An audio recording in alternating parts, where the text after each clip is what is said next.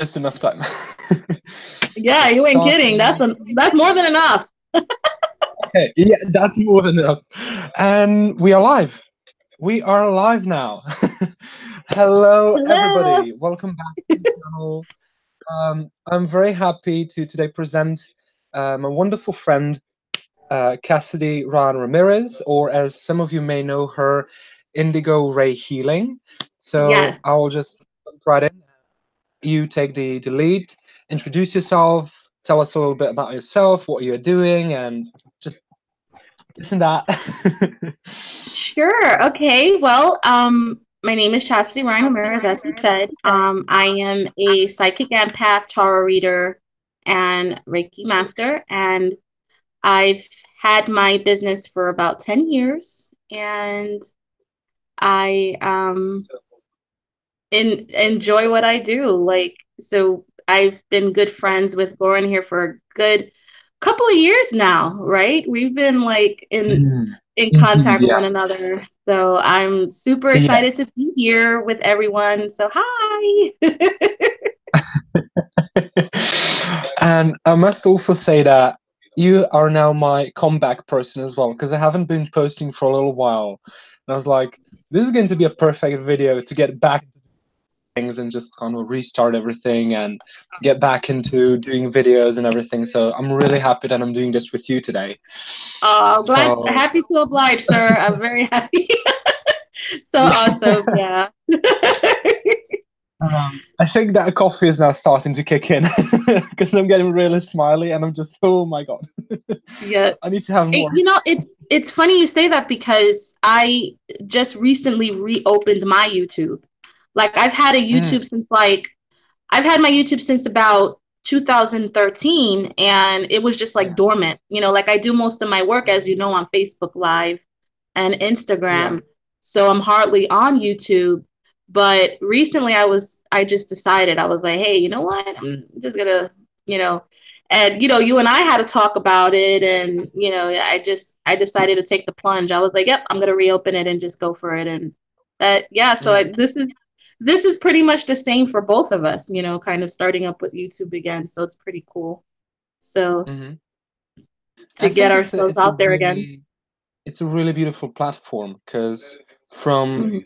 me starting to do this, I have been able to meet some really amazing people and to find out about people who I literally by just watching YouTube didn't know about before. And then kind of they reach out to you and you're like, okay, I need to check this person because they speak something really cool. So I'm going to check back and see if they have something really interesting to say further. And you find really amazing connections. And I've been able to meet some truly amazing people who just beyond being amazing and just being a person, they have something to share that is really amazing, that is of great value, and that ultimately presents something. I don't even know how to explain it because it's really just beyond words. It's something really special, and it goes into the spirit, it goes into the mind, it goes into the heart. So, I think by coming here, this will be an amazing experience for you. I can already tell because you are an amazing person, and then to have so many Uh, people who I'm already sure will start gravitating towards you like right away. Because Shuck, I mean, I you're know making you me so blush. much,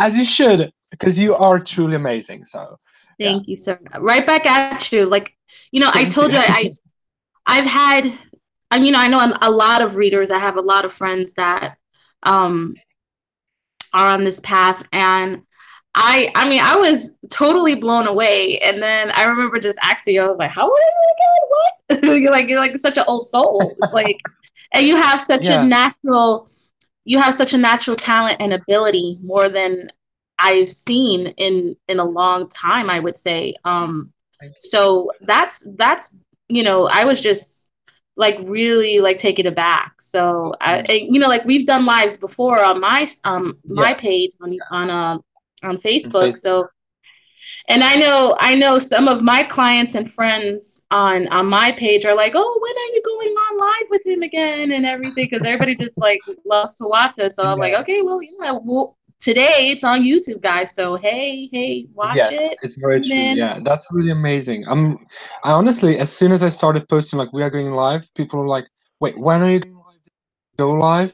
literally just before the Mhm. conversation, I had a couple of people ask me, friends, and then I had like a person who I haven't spoken to in a little bit just asked me, when are you going live? I was like, how do you even know I'm going live? And they're like, oh, I posted on social media. It's like, oh, my brain doesn't work properly, just works off of craziness. So it just registers things that it Word wants gets to. around.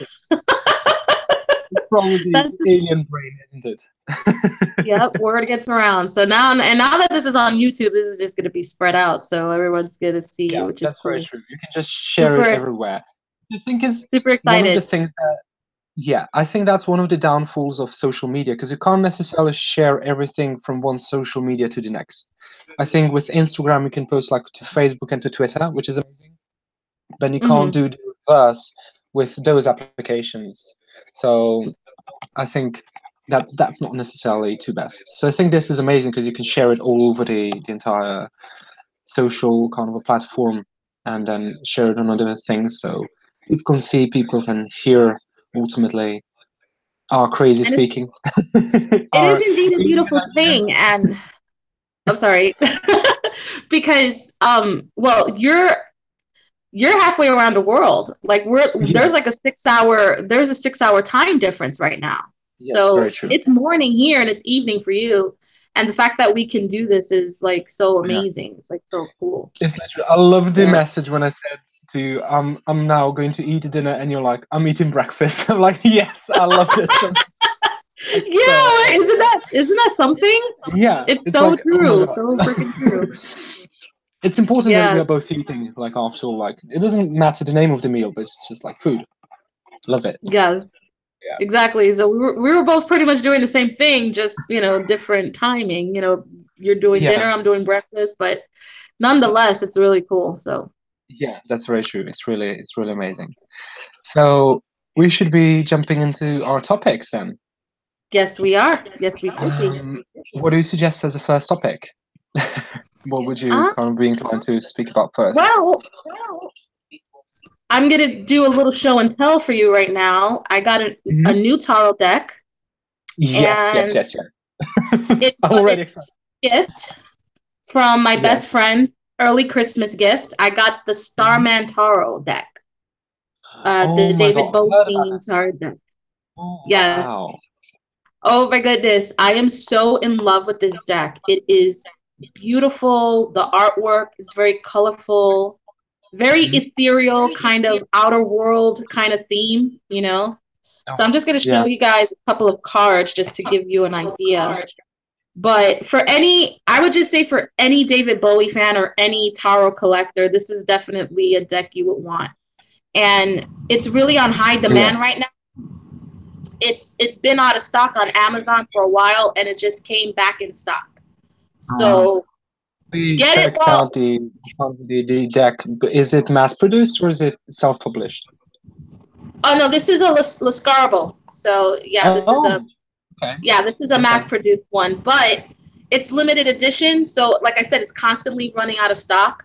So get it Oh while you wow. can, ladies and gents. The Starman Taro. So definitely, any like for any collector, this is a must-have. I'm just saying. So I'm gonna show you guys the Hmm. artwork. So this is the sun,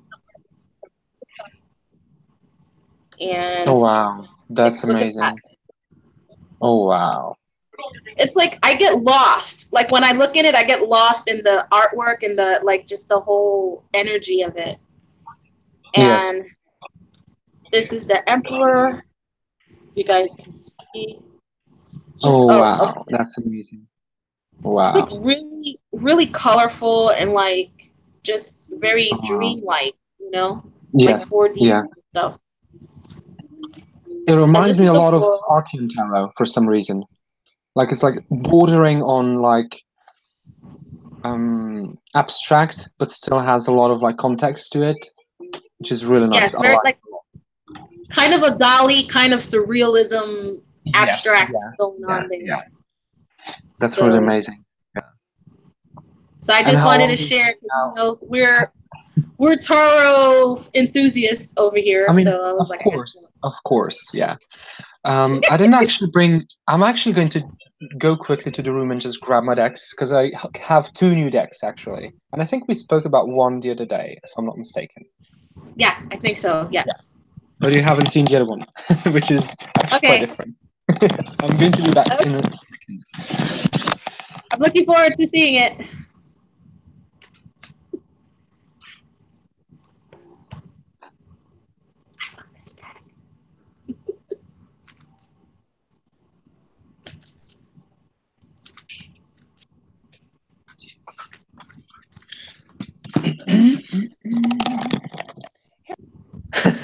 So, the deck you know about that I got the like 2 weeks ago, I think, and I still haven't gotten through it completely, is the Deviant Moon Tarot, and I'll just quickly switch to my screen so people can I see. like It's it. Deviant Moon Tarot, Oh, I which love that moon, like the honestly, moon theme. yeah, I wanted a deck for a long time, but I never truly was like, I'm gonna get it because I never felt it truly calling to me. I love the art. It was a bit odd, as you will see now. It is definitely. Do you have the deck? I forgot. We talked about it, but I completely forgot. Do you Deviant have the deck? moon? Yeah, No, but I have it on. I have it on my wish list. It's definitely. I've seen other yeah. people use it. I kind of like the moon faces and like. Yeah, Mm. I. It is I definite think like we. surrealist.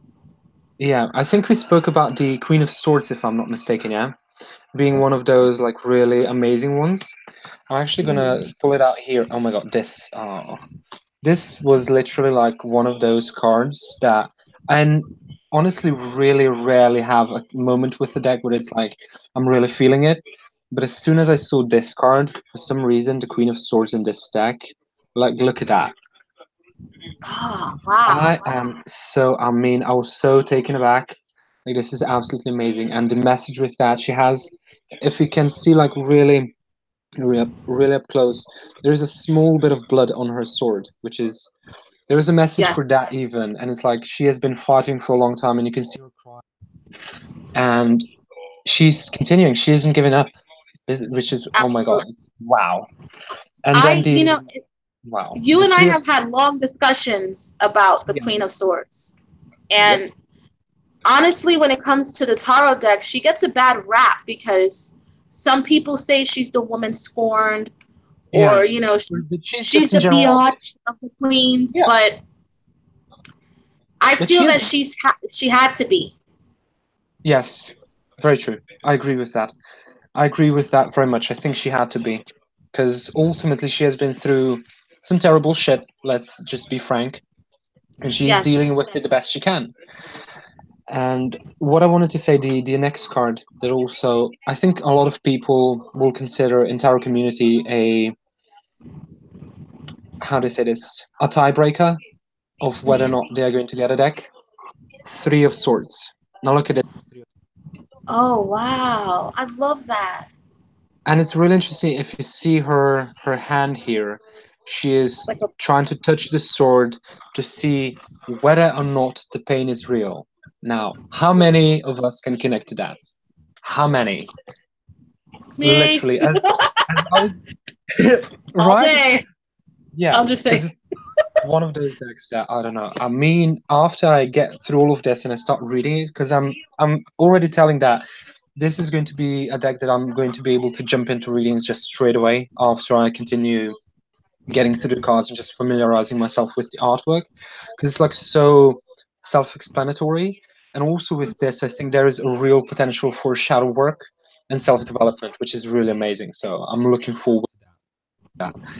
And then straying away from that into a bit more whimsical art is Mhm. the Nicoletta Ciccoli Tarot, which Oh, was a surprise purchase because I was actually buying a present for my cousin for her birthday, and it was completely unexpected because, like, literally days before we were supposed to meet, we were talking about cards, and she was like, "I want to get a deck of cards. Like, you do it all the time, and I just want to have one just for like fun and to have to play with and maybe explore a little bit." And I was like, "I'm gonna get you one for your birthday," which was like aw. literally we were supposed to see each other like a few days after that. So it was like I was on a hunt for a deck. I knew that I couldn't order something internationally because it wouldn't arrive. So I found a deck here in Croatia, actually, from a person who had this Nicoletta tarot. This is the Hierophant, and they Yes. had the Nicoletta Ciccoli Oracle as well, or Ciccoli Oracle, I think it is. Um, Oh, do they? so yeah, so I got the Oracle deck from Oh, my cousin, and then I got this for myself because I was like, this looks really amazing. And honestly, I like her artwork because certain images are very sinister for me, at least, because it yes. seems very cute, but then it's almost like this, like for this, like this is literally like Alice in Wonderland type vibe that Yes, I'm getting. very menacing. My What? best friend actually has that deck, and she recently bought it as well, and she read for me with it, and I fell in love with the artwork because I that's Yeah. exactly how I felt. I thought it had that Alice in Wonderland kind of menacing artwork, and I dug it. I really did. Yeah. Yeah, I I love that think one. even Yes. with I haven't oh my god, this is in the Oracle deck as well. And I was looking through the Oracle deck because I was like, I got it, so I must look through it before I package it up and give it as a gift. And a lot of the cards in the Oracle deck are also like this, which I honestly really like. Because Yes. like like it's the necessity at this point. It's like she needed to basically kill the carrot friend in order to survive, which is the message behind it. It's like, oh my god. Like this moon, I think it was Kellyanne that I heard talking about the moon, and then if you look at the skulls in this image that are kind of on the surface of the water, piercing out, you can see that they still have eyeballs, Yes. but they're skulls, which Yes. is, I mean, even more creepy. But I like it so much. Selena, if So you're yeah, watching, look, he's showing the Chipotle deck, your favorite deck right now. so yeah. I I know mean, she's watching and she's like, "Yay, I love that deck." it's an amazing deck. I literally have it for like 5 days now or something. Actually, it's been a week. But I mean, I know that this will be one of those that I'll be constantly coming back to. Maybe not for readings necessarily all the time, because I feel like it's Mhm. not necessarily for every single reading. There'll be special type of readings and people that this will come up as a deck of choice for. So we'll Mhm. see. And I think that will be the same for the Deviant Moon. Although I feel like a strong pull from the Deviant Moon, so I think Deviant will probably be on the table a lot more on a daily basis. So we'll see. Yeah, now we got our geeky tarot selves out and got warmed up. Our Taro So, geekiness. yeah, I mean, it's out there. People know it. You're aware of it now, as It is as though what it they didn't is. know I before. mean, As they didn't know before. They were like, "We knew. Just get over it." I am so getting a shirt. I saw a shirt on Facebook and Yes. it says Taro is life. And Oh my god. Yeah. Can you I send me a link can't to find that? it. I need that I now. can't find it because if Oh, I did, I would have got one and sent one to you because it is so like it's so oh us. my It's like Taro is life. yes. And Yes. and then it That. has like it has like you could have either I think it had the hermit, it had like the sun or like different cards, but it says the caption is Taro's life.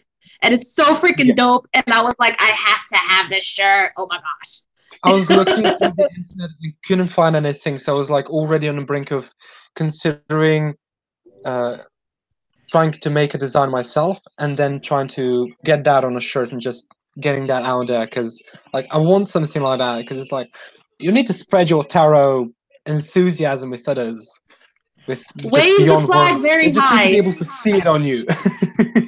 I wave my Taro flag high. And Yes. interesting enough, for a lot of years, I was never really one of those that was closeted about being Yeah. into Taro. Like a lot of Yeah. those, and a lot of people that know me, I've been reading cards for like 20 years since I was 17 years old. Oh, So it's yeah. like everybody knows that about me, like, Yeah. and It's a fact. it's funny. Yeah, it's like it's like a part of who I am, and people that I haven't seen for a long time, they would say, "Chas, you still Yeah. read the cards?" And I'm like, "Yep, I still read the cards." I mean, Yeah, of course. Do you even have to ask?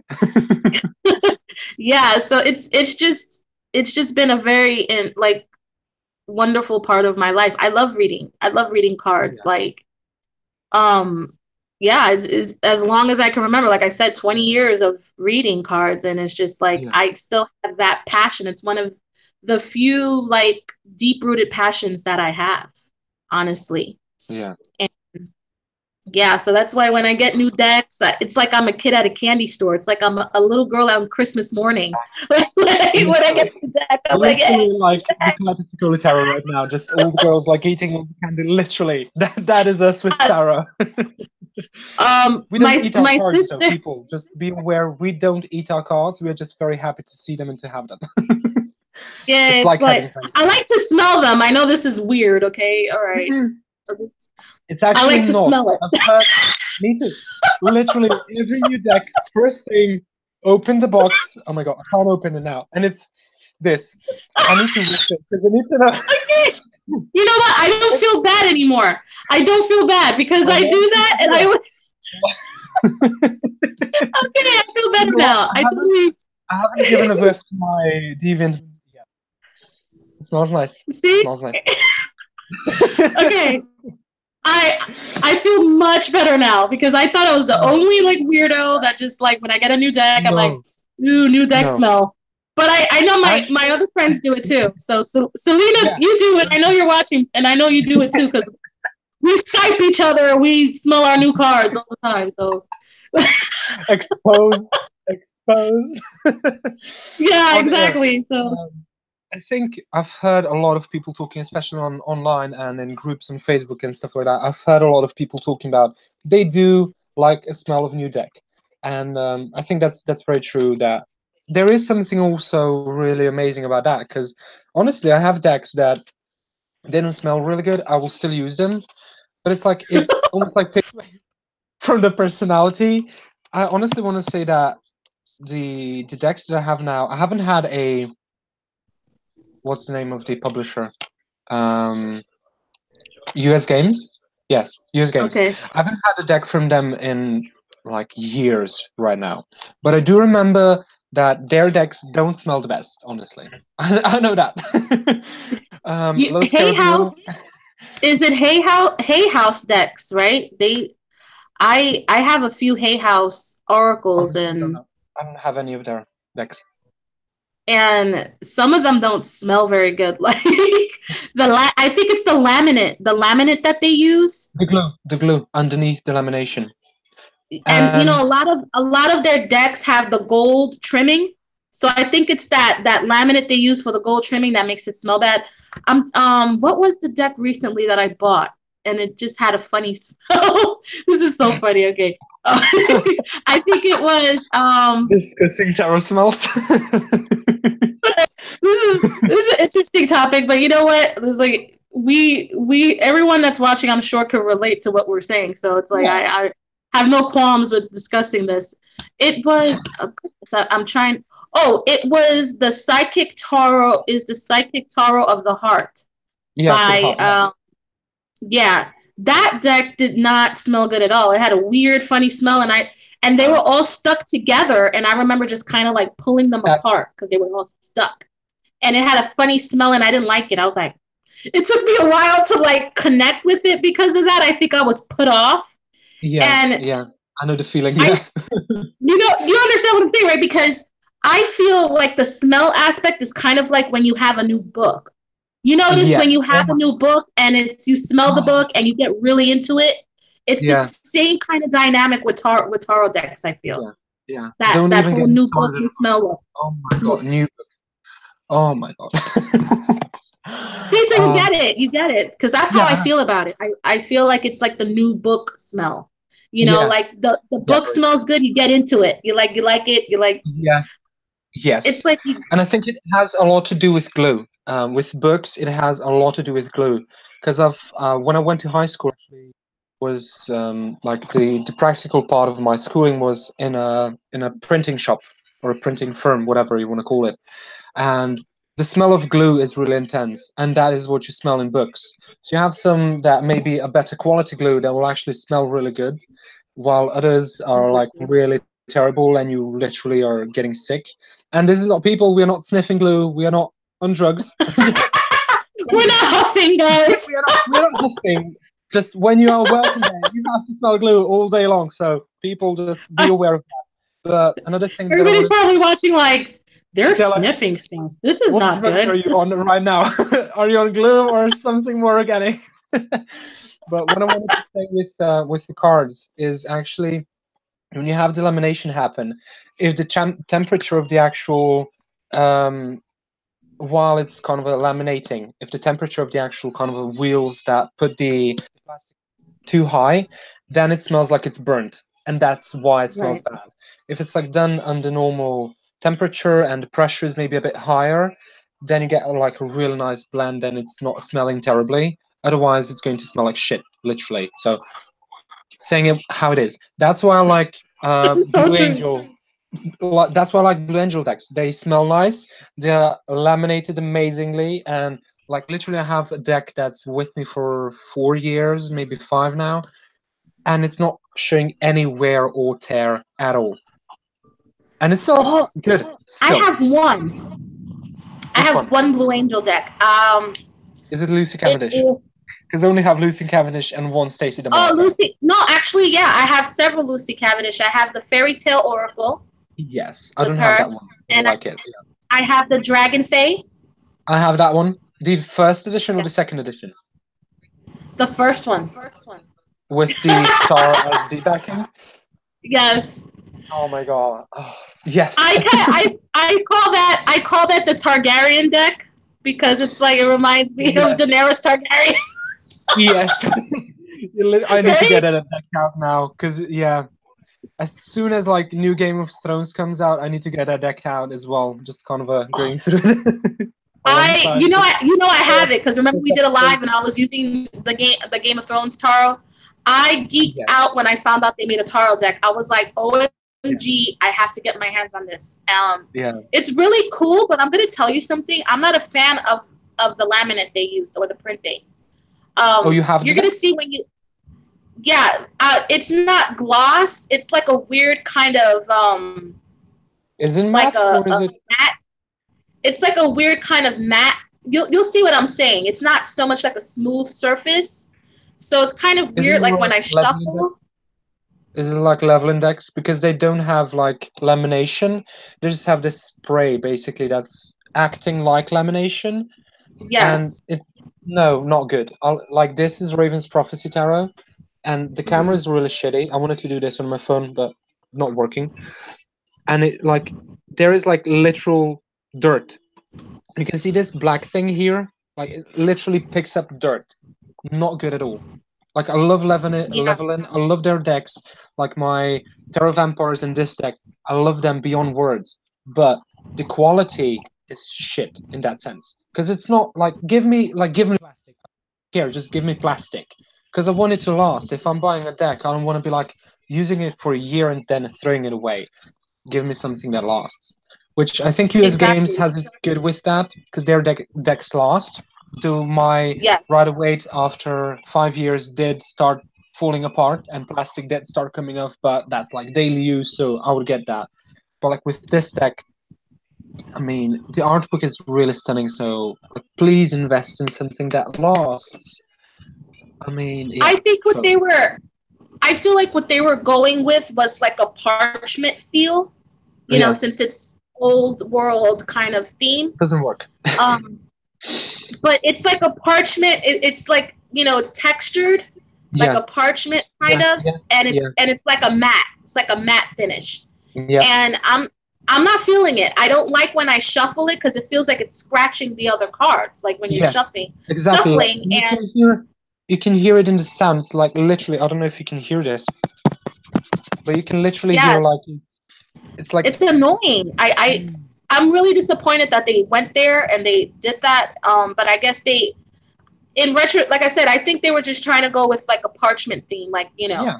But I to mean, me, it's I'm not a okay if fan. you like Not a if you fan of get it. like some tear where it seems like oh it's been used, and I like that feel. It's like it's vintage, it's been used, and I like that. It's like maybe the color is a little bit worn out, but like this is just literally dirty. You will literally Mhm. have to, from the beginning, use a cloth in order to keep this clean. Because like if you put it on a table or anywhere else, it will pick up dirt. Like no matter how small it is or how clean you may have everything, they'll still pick up dirt ultimately, which I Yes. don't like. So you would always have to have a cloth, which, as those who read tarot know, is not always practical. You can't always be like, let me spread my witchiness all around. You can't always be that. You have to sometimes be like pulling one card. Like when I was in on a trip in Romania, I literally had to put the cards in my lap because there was no room. I was like, oh my god. So on the train, and you can't always have like everything accessible. So I think with that in mind, there should be a little bit more consideration. And I know it may be cheaper and maybe faster to do that way, because when they're printing it, they just give it to put it in a machine and it sprays this finish on, instead of it going to a different machine that actually requires lamination. Which ultimately, I think, if it's done good, it's better because it lasts and it protects the deck and artwork for longer. I like I the. I agree. don't have it, but I know a lot of people are really into the. What's the name of it? Mary Altaro, because Okay. the quality of the deck is absolutely amazing. It's Schiffer, and I have one of their decks, and I like it a lot. Um, and the quality is truly amazing. Their decks are absolutely amazing in that sense. The quality is amazing. They're durable, lastable. Definitely Mariel is one of the decks on my wish list for long term. I want to get that deck, and like a lot of people are seeing that it's deck that will last you a lifetime because it is made with such careful consideration and it is quality deck. It is pricey. I think last I checked it's $44 or something like that. Yeah. But Yeah. It's it's an about that investment. on Yeah. Amazon. Yeah. Yeah. I have it. I have it on my wish list. And so, guys, we're just talking about this generally because I know I hope everyone's like, oh, okay. We're like I said, we're enthusiasts. We weren't kidding about Yeah. this. Yeah, But absolutely. I mean, kidding about if tarot? you're going to Never. collect, and that's our point is that if you're going to collect, make sure that it's a finish that's durable. You know, like ultimately for the Game of Thrones deck, I would just say that it's a collector's deck, nothing more, nothing less. It's not Yeah. really meant to be for regular use for readings. It's just, kind of a guilty pleasure for anyone who's a tarot geek like myself Yeah. or like you. Yeah. We'll Yeah. have to have that in our collection just to Absolutely. have it. And I think But another one the like that only is Zombie Tarot. That like yeah, novelty, but good novelty. And I think, novelty, exactly. yeah, and I think a Absolutely. very good point you made here is also like there is a difference between a reader and a collector. A collector is going to be able to do with a deck that isn't necessarily durable or lastable because ultimately it's just going to be sitting on a shelf and they're going to probably be going through it like from time to time just to enjoy the artwork and just to kind of play with it a little bit, maybe, if even that. But for a Exactly. reader, like a deck, like let's say Raven's Prophecy, it's being used on a daily basis. It's like being Hmm. thrown in bags. It's been thrown in the car and just going with me, traveling with me, whatever. Like on the table, like for multiple hours a day. For a deck like that, it has to be something that's a bit sturdy. And even if the cards are the flimsiest shit on earth, pardon my French, if it's made Oh, you're fine. carefully, like every every other way, like actually, people give a lot of shit to Los Caribbean for their decks because it's necessary. Yeah, It's flimsy. It's very slippery, which I hate because you can't put it anywhere that it's even slightly tilted. You're losing the cards. Like you're losing your hmm, shit. You're going to have to pick everything up. So, but their decks are amazing because I have the Fallen Angels Oracle for more than 4 years now. And even though it's got some wear and tear, it still lasts. The color is still there. I can use it yes, amazingly. It shuffles really great. It's made good. Even though the card stock is like paper thin, it's good. it is. It is, and And I have yeah, quite a few Lascarable decks, and this one is actually the Starman.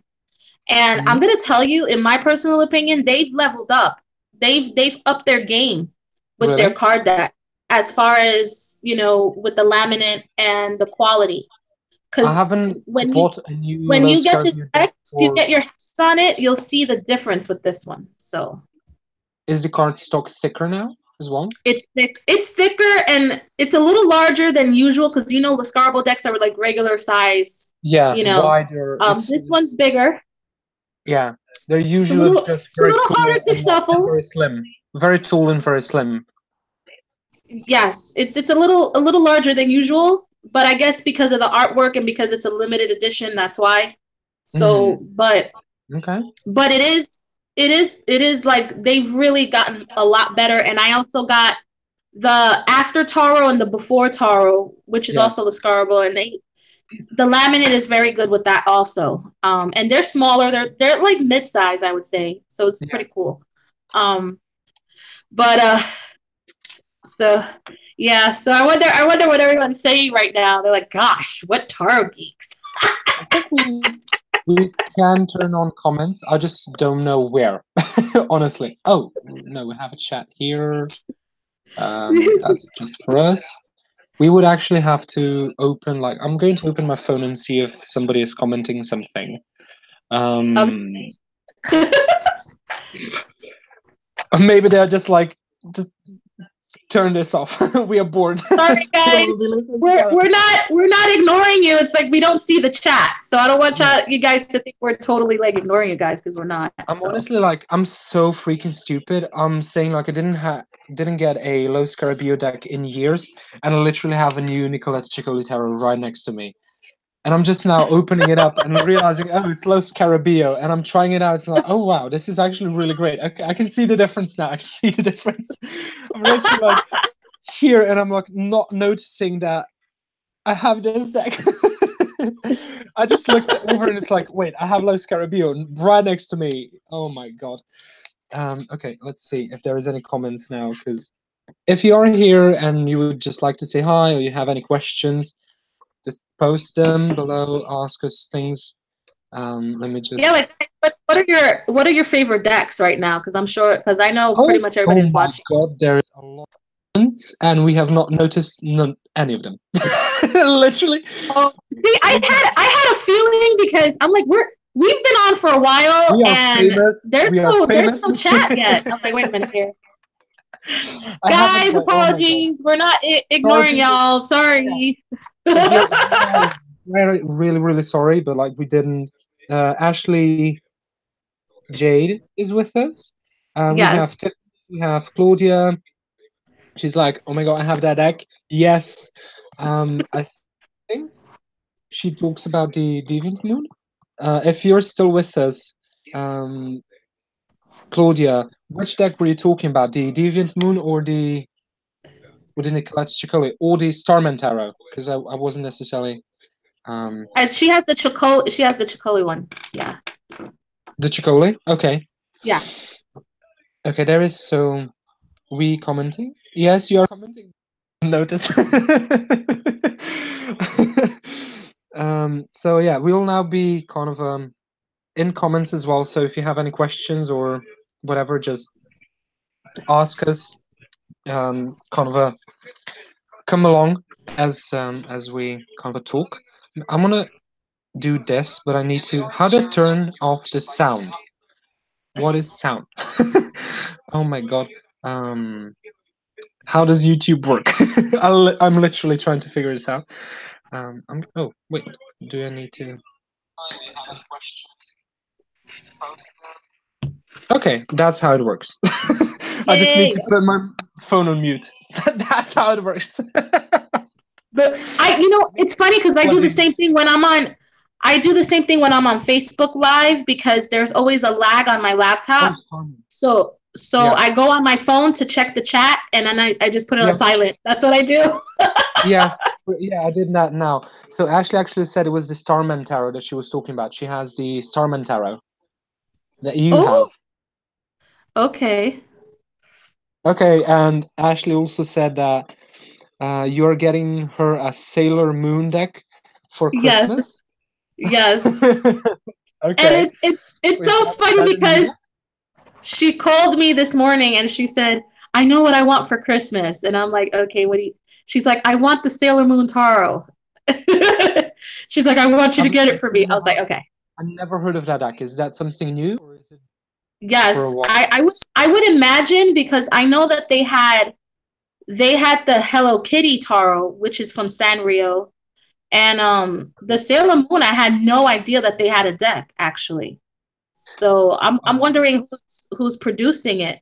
I'm pretty curious as to who's producing it. oh wow. So I've never heard of that deck, but it looks, well, it sounds really interesting.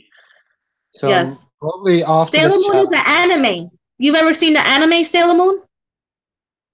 mm-mm, no. It's an anime. It's an anime show that my sister and I used to watch religiously back in the day. Oh wow. And now they made a theme, a card deck dedicated to the show Sailor Oh Moon. wow.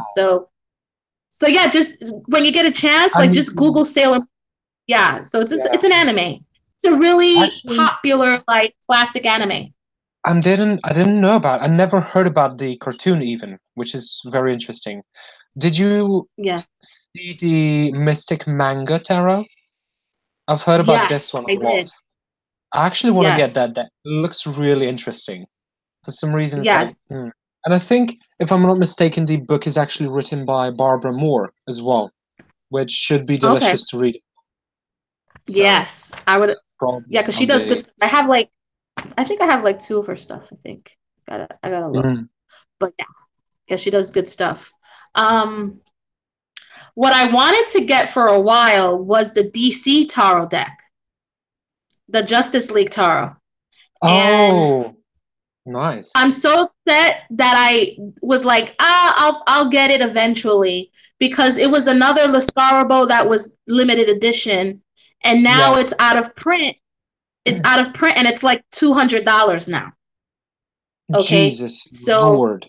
yeah, Wow. and Wow. and I knew about it when it first came out, and I was like, I'm gonna get it, but I had it on my wish list and kind of forgot about it. Then Yes. like I said, and then I was just like, damn it, because now I went back on my wish list and I saw that it's like $200. I was like, oh my gosh, but then it's Wow. out of print, so Yeah. yeah. Yeah. You can actually I don't know if you know him, Chase Two Owls on YouTube. He has that deck. He got it, and it's I want to. I last video I saw him speaking that the deck necessarily isn't the nicest to shuffle for readings, so it may just Mm. be one of those decks that will be just for collecting Collecting mainly. like the Game of Yeah, Thrones, right? yeah, Right. probably. I'm not. Got I love superheroes, but I'm not that big into them to get that deck. But it definitely looks interesting. I'm like, I would probably know like 4 or 5 characters, and that would be it. The rest would be just like, who is this? I wish that they would because they have Wonder Woman and I'm a big Wonder Woman fan. So I Yeah, just wanted this to have Wonder Woman in it because I know she's in it. I think she's the um what do they have her as? They have her as Justice, I believe, which was pretty dope. I was like, yeah, yeah, she would that's be perfect. Justice. That makes sense. Perfect. That's perfect. Oh my God, whoever Yeah. thought of that is genius. That's perfect. Yeah. Yeah, she's Justice. Like I was looking at pictures and I was like, yeah, she's Justice. That makes sense for sure. And Spider-Man the Handman. If it's not, it needs to be. yeah, they need to make a Marvel deck. That would be really cool too if they make a Marvel. I would Is I would is definitely Spider-Man now invest. in DC? It's a DC and just Justice League concentrating more on Superman, Batman, Wonder Woman, Martian Manhunter, Green Okay, Arrow, so etc. So basically the shows that are now on TV, basically exactly. that universe. Okay, So okay, okay. eh. So I'm going back to my Starman Taro. I'm a really big David Bowie fan, and Of course, yeah. my my favorite movie is Labyrinth. Have you ever seen it before? Labyrinth with I David It Bowie. has been on my watch list for the longest time, but I haven't seen it yet. You have to. You have to see it. I You have know to. I'm terrible for not watching it, and it is like one of those movies that's like everybody's raving about. It's like, oh, it's my favorite movie. I've never seen it It on, to is. be 100% honest, but it is definitely something that I must do very soon because it is like everybody loves it. I think another one for me is that um, Brian and Wendy Froud actually Yes. are the creators of that, and it's like I love their creations ultimately, and it's just another reason to watch it. Do you have any of their decks? Yes, I do. I have the World of Fairy. The Heart of Fairy. Excuse me. I have the So other one, the Fairies Oracle. Fairies Oracle. Yeah. Okay, cool. So yeah, I have, and because because I'm such a big fan of Labyrinth and the Dark Crystal, when I found out they had an Oracle deck, I Oh, literally, I literally ran to to the bookstore just to get it. And really? this is actually a really funny story how I got that deck. I went to the bookstore and they were running out of business. Okay, so Oh, the shelves were bare, right? So I'm just going through the aisle, the new age aisle where all the decks were, and I noticed that they had it, the Heart of Fairy. And I said, "Oh, I gotta get it," but I didn't have money at the time. So yeah. that trick when you kind of put things all the way in the back so people won't see it, you kind of hide it there. Yeah. So I hid the deck in the back of the shelf, right? And I came back like 2 days later, Yeah. and I was so heartbroken because it wasn't there. So somebody, Oh, I assumed yeah. somebody purchased it. So I remember telling my mom, I said, "Mom, it's not here, and I really, really wanted that deck." And Mom's like, "Well, I guess it wasn't meant to be, Chas, right?" So Yeah. we're on the checkout line, and my mom had a couple of books, I had a couple of books, and there goes the deck right behind the register. There was a shelf, and the deck was right there. Oh, And I wow. said, "Mommy, there goes the deck. That's the one that I want." So I figured maybe one of the workers put it there. They were gonna buy it. Yeah. So I asked the cashier. I said, "Excuse me, is that on hold? Is somebody gonna purchase that deck?" Right? She turns around, she looks at it, and she goes, "Oh, I don't know how that got there." Right? And so she starts asking around. She asks her coworkers. She's like, "Hey, are you guys gonna buy this deck? Did anybody put this deck here?" And nobody knew who put it there.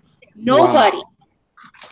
So it was just bizarre. Everybody's like, "How the heck did that deck get there?" And me and my mom are just like bugging out. Like, wait a minute. So nobody put that there. Wow. So, and I'm thinking this is typical fairy stuff because, as we know, fairies are mischievous. Yes, very true. So, so I said it, and I laughed to myself. I giggled because I said, "This is typical fairy," because they will do something like this to be mischievous. So Yeah. I was the whole time I was there, I was so heartbroken, and she was like, "Well, do you want it?" And I was like, "Yes." And she went and she grabbed it, and I ended up taking it home with me, I mean, and of that is course. how I got that deck. Yep. Wow. Now that's a cool text. I mean, can it get any better than that? And that is very true. The fairies are very playful. They do like to play tricks. They do like to have a bit of fun on your account and just play a trick or two, which is very true. And I know from the deck that I have, like as soon as you start connecting to those energies, you do definitely get hit with that, and you are feeling that you are being not necessarily watched on, but just in a playful way. You really are all the time on your tiptoes, just waiting whether or not something is going to happen, whether or not something is going to pop out, whether or not something is going to go missing, or you're going to see something. And which is, It yeah, one of the things, it like the biggest thing is like you can't find things it's very funny fun. because every time I read a fairy deck, whether it's that one, the Heart of Fairy, or it's Yeah, no, it's always usually it's that one 9 times out of 10, to be honest. yeah, And I always, when I pull the cards and I'm doing a reading, oh, I don't know, my camera got a little, sorry. it's okay. It's All okay. right, all right, sorry about that. As we were, okay. Ah, I don't know what happened here. Okay, I think my phone is too hot right now, so it's acting crazy. Sorry. Ah. I popped up another screen here. Sorry. Okay. Mm. All right. As we were. Okay. Oh, actually, Okay, we're good. I just spotted this. Claudia said that the Catwoman is the High Priestess in the Justice League Tarot,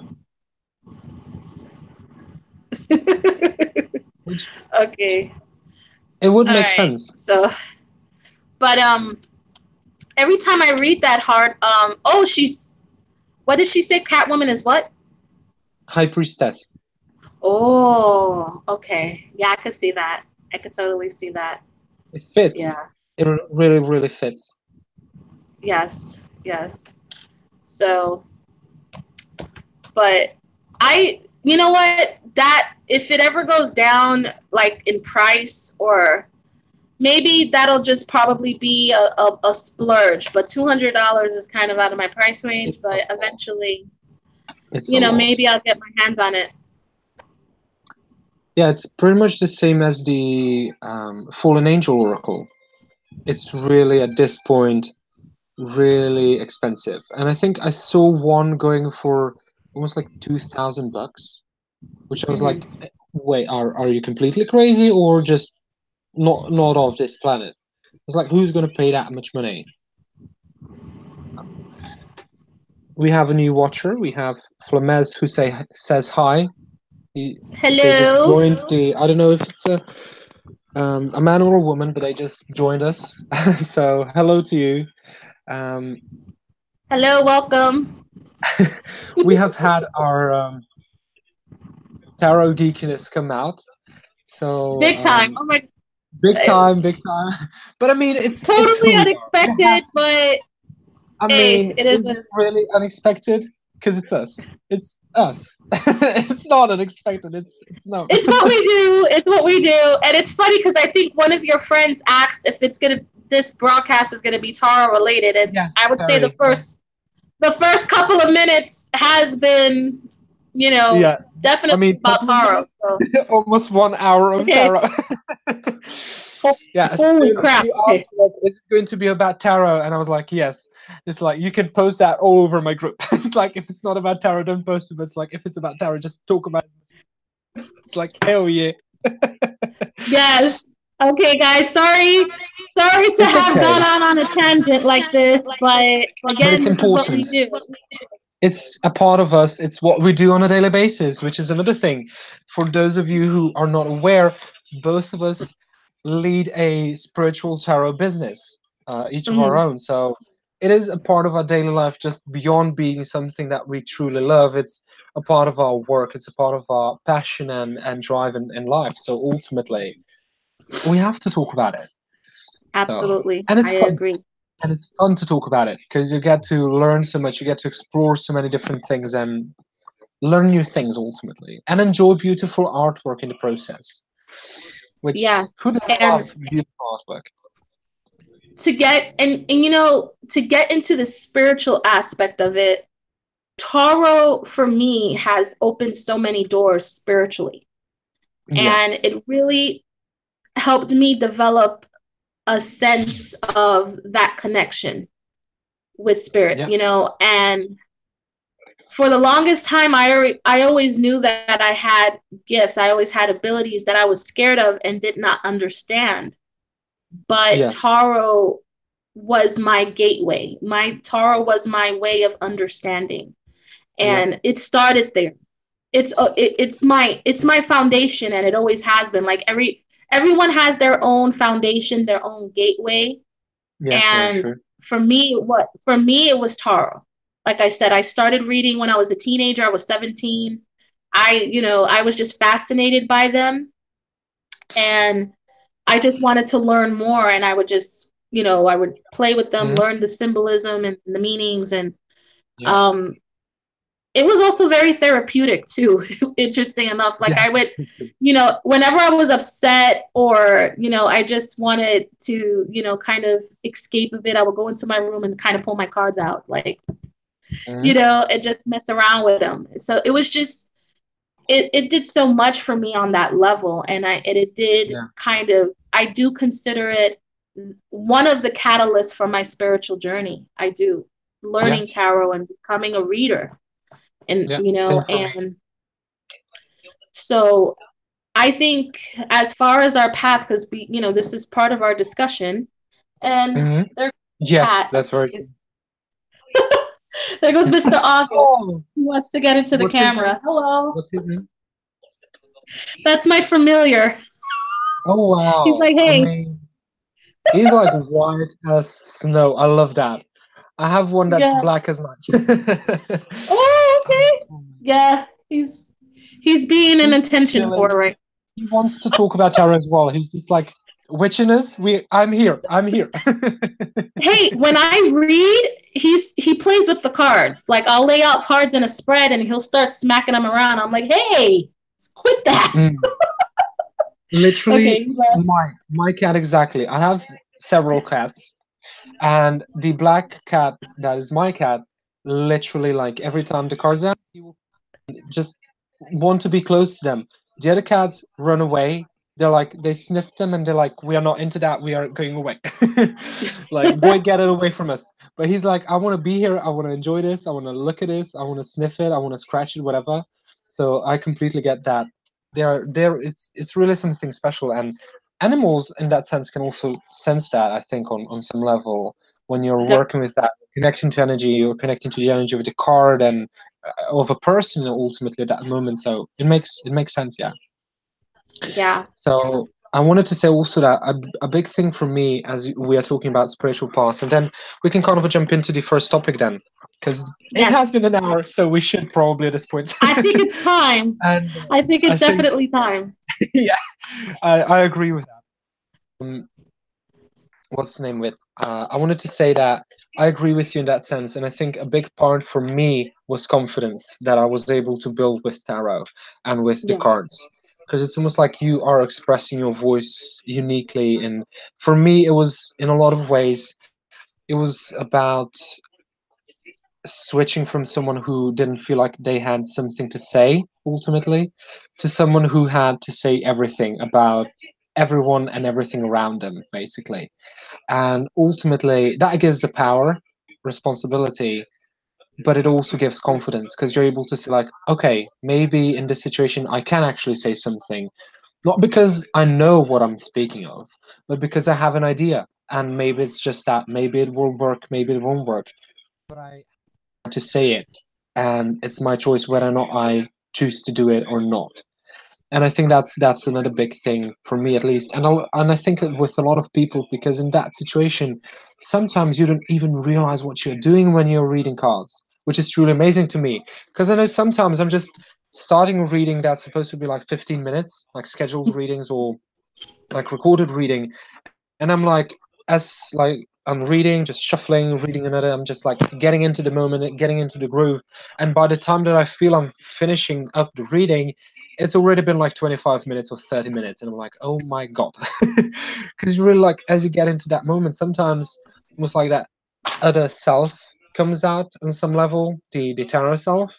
Mm-hmm. So I think it helps on a lot of levels. And another thing, as you said, like therapeutically as well. For me, when I felt like I didn't have anything else to do, it was like I was lonely or something like that. I would get cards out and just play with them, do something, just shuffle them, look at the cards, and then read what was like the meaning in the book. Just getting connected to that, trying to do whatever meditation, and ultimately, I think that's a big part of it. And I think that helps us to be better as people and better readers for those of us who do utilize tarot for others or for ourselves, ultimately for just readings. So yeah, and I think with that we can jump into the first topic, which was after we kind of start our spiritual journey and we have these things that we all want to do. It's like, oh, I want to do meditation, like, and probably the biggest thing is like meditation. It's like I will do meditation like 1 hour a day every single day, or like at least 15 minutes for like 5 minutes, and then you do it for a week, and then you fall off that pattern. And it's like, but I've been wanting to do this for so long, and now that I did it, it's like it's not working. Like you do something else, it's like you do it for a little bit, then you drop off, which is, I think, a very interesting pattern that a lot of Mm-hmm. us have happening. So I don't know if that ever happened to you, if you experienced that. All the time. I have All the time. It's like all the this is me. time. It's my I life. I literally have like spiritual ADD. Okay, like Yeah. I It's like, will. yeah, yeah, it's me, it's me, me as well. I have spiritual ADD, and that's why I've found on my journey that people, and other people that I have come across would ask me, so what are you then? Are you atheist? Are you agnostic? Are you Buddhist? Are you, it's like I'm always told I have to choose a side or a label. Yeah. And for me, it's like I've taken from different things. I've taken from different religions, different customs, different um, modalities, as far as, like you said, meditation, astral travel, and all kinds of, like I would just read up on so many things. And for me, I would just tell them, well, it's really a matter of where I am at that time and what resonates. Yeah. And I just feel like a lot of times people are too heavily focused on, fitting a certain criteria of what being spiritual or being part of the community means. And, you know, I've seen actually parodies on YouTube about spiritual people, and how they behave, and they're usually vegan. They have a ton of crystals, and they Hmm. do yoga like 3 times a week, and a lot of the stereotypes of what a spiritual person is, and it was very amusing. Like, my friend sent me the video, and I was just cracking up, and because it is true that people have that idea of a, a certain mold of what it is to be part of the new age type Yeah. community. There And is a mold definitely there that's happening, yeah. yeah, And sort of yeah, expectation. there's definitely an archetype of the new age person. You Yeah. know what I mean? So Yeah. I Far better way to put it, yeah. right? So it's like Yeah. I me personally, I don't fit that criteria, okay? I'm not vegan. I love meat, okay? If there's not meat on Same. my plate, I'm not eating. Same. Yeah. Screw I'm that, riveted. I'm okay? no, yeah, I agree. I agree. Yeah, no. There has to be something of substance to. I'm sorry, Oh, okay? I was raised eating pork. I was raised eating beef. Okay, I'm just not same. about the vegan life. Yeah. Nothing Mm, against nothing against anyone that's vegan who's no. watching. Nothing against Same you for me. guys. To Not each his nothing. own. No. No. No. I can However, survive. I can survive off vegan food. I just prefer non-vegan food. That's my choice. there you go. I didn't go full on vegan. I did do vegetarian for an entire summer, but I love this. Sorry for interrupting you, but I love Tiffany's comment. She said, I have a ton of crystals, eat burgers, and wear 5-inch heels. I love that. That's boom, living. That's living. there you go. There you I go. love See? that so much. Yes. Yes. Yes, like we're supposed to just have a ton of crystals, you know, uh Yeah. drink green Like tea like for dry hours herb hanging off our ceilings. and wear flip-flops. We're supposed to wear flip-flops, Yeah. okay? Have like 10 different colors on us at all times, have at least 9 cats, because that's a number of Satan, or 7 cats, or 30, whatever you choose. Wear a ton of jewelry, so like if you wear next to a magnet, you're just going to be levitating immediately.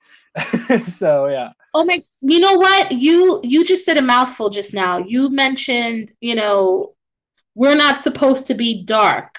And that is so true. And I've talked about this a lot with a lot of my friends and even some of my clients, the misconception that if you're woke or spiritual, you have to be like love and light, kumbaya all the time. And Fuck that's not that. necessarily the case. No. No. It's unrealistic because No. by nature we have a dark side to us. So Yeah. we're not going to be that person 24 hours a day, and I feel like that is another misconception for people who just start on this journey. They're putting up a million and one of those positive memes and Yeah. quotes, Yes. and Oh they my think God. and they Oh, think that's what it means. I get so I'm many being positive. questions. I'm putting up all these quotes and these memes. and they think that's what it means to be spiritual. Whereas they don't realize that part of this path is darkness and pain. You know, Yeah, not to sound emo or goth, but yeah. that Not at is all, but that not is at all. very much a part of this journey. And people, when people go through that whole dark night of the soul, it's like, why they feel victimized and they don't realize that it's part of the process. Yeah, that's very true. And it's like what is acceptable versus what is unacceptable ultimately. That's I think the it's the bottom line. If you don't like something about someone, then you have the right to say like, oh, that is negative or that is dark, and you don't have the right to do that or to say that. And I think on that level, I agree with you completely because it is about that. Whether or not you feel that something is dark or something is more negative in that sense or something. I think people classify negativity as something that is painful, and there is a difference. Something negative is doing some sort of a evil or doing something that's not good, while something that is led from a more painful state, which ultimately where it all comes when it comes to something of a dark, is not, it's not negative in that sense. It's not bad, it's not evil, it's just a part of you. And what we learn is that escaping those parts and not acknowledging them, not healing them, and not introducing them to the conscious mind. And that's why they are dark. That's why they are hidden and not looked at ultimately. It's But because they're so harshly judged. It's so true. It's like, yeah, especially with organized religion, you know, we've been socially preconditioned by organized religion to believe that these aspects of ourselves, these natural aspects of ourselves, are in fact negative, and yeah, that, and or dark or evil even, and that's not mhm, necessarily the case. yeah. It is I part of think our nature. yeah, that's very true. I think a lot of this, and some people may misunderstand this ultimately, but I hope that you listen to what I have to say and understand that it's not like in that sense. But I think a lot of the new age um, religion or movement in that sense, spirituality, is led by the Eastern kind of ideologies that do speak more about like meditation in action, and you should just be listening ultimately to yourself, acknowledging things, which is good. Like you need to know yourself, you need to understand yourself. But then the other part of that is they teach that you should always practice peace, which is not all of who you are. Like today, were we peaceful at the beginning of this, or were we crazy and all over the place because we were excited? That's not peaceful, but it's positive and it's who you are in the moment, and you're expressing that. And when you're mad, of course you're going to be mad. You're going to yell, do whatever. You're expressing that ultimately. It's not necessarily something that will help you or change the situation that you're in, that you find yourself in, but it is what you feel. So why would you try to suppress that and push it into something that, turn it into something that's ultimately not? And I think that's where a lot of people make the mistake of, they try to acknowledge everything that they're feeling, but then the things that they don't like, they suppress. And it's like, this is not acceptable, so I can't deal with this and I don't want to do this. And it's just like, I'm feeling this, and they don't go. Another big thing is they don't go behind the meaning of that emotion and the meaning behind of what is actually the trigger of this. What is the thing to this? Why is it manifesting repeatedly, or why is this a cycle for me? And questioning themselves in that manner. And I think that's a big part of our lives. And I think in a big ways, people make um, almost like the mistake of confusing questioning yourself with criticizing yourself. And Exactly. there is a I big agree. difference. Yeah, there is a big difference of saying like you are shit and you are doing crap right now versus questioning yourself of, what is this situation about? Was this situation possible to be, wait, my English, wait, I need to remember English. Was the situation that I'm in now, could have had it been solved a different way? Had something else been done, what would have happened? Or rather, more from that standpoint, doing something proactive, which is another big thing. questioning yourself and then making conclusions and decisions based off of what ifs, and what if I do this now? What if I do that now? That can't be a place we live from, because it ultimately just leaves you in a state of suspense, and you never really feel grounded, and you never really feel like you have control over the things that you do in life. And that is the point where life takes over your decision making, where things and situations get out of the hand because you're ultimately not in having the steering wheel. You're just allowing everything that is buried beneath, that is not seen, to just take. And that's where you're going to be facing a lot of negativity, because you are pushed in that direction. You are matching that vibration. I'm feeling something really stronger, but I'm not expressing it. And the universe is going to be like, I'm going to give you a slap so you can feel this and you can acknowledge it ultimately. But being who we Exactly. are, most of us being very stubborn, it's like you need to get slapped over and over again until you get a kick in the arm to move, basically. So yeah, I call it the energetic kick in the ass. basically, yeah, Just I would agree. the universal kick in the ass. And Yeah. I agree 100%. And I actually have a series in my Heart and Soul podcast called Own Your Ish, which Mm, my the whole point of Own Your like it. Ish Like it. is developing self-awareness and healing from, core wounds and toxicity that you've been exposed through Hmm. experience, through, trauma, through different methods. And that is very much a part, I feel, a part of our spiritual path.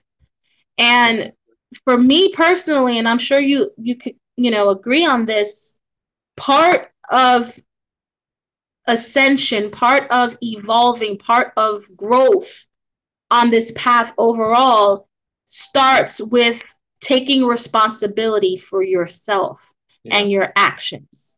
Yeah. And Totally. oftentimes, and I've seen this throughout the spiritual community, they want to externalize or they want to project blame or shift blame on something outside of themselves.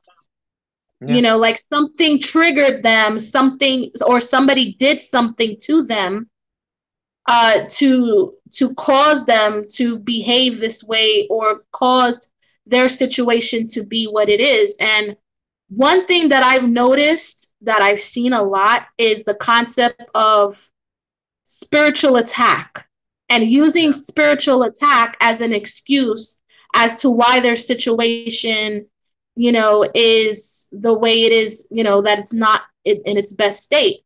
Yeah. I've had clients tell me, "Oh, well, I've had witchcraft done on me. Yeah. This is why I'm in the space that I'm in, because I've had witchcraft done on me, and I want you to tell me exactly what's being done." I had this reading one time with a client, Yeah. and from the door, intuitively I knew that wasn't the case. This Yeah. person was not being spiritually attacked. Yeah. This person just had core wounds that they had not come to terms with yet, and Yeah. wanted to project it outwardly and make it something outside of them the reason, right? Yeah. Yeah. So I pulled cards, and all the cards that I pulled was a confirmation of what I already felt intuitively, which was, no, this person just has some inner junk that she has not come to Absolutely. terms with. Yeah. Okay?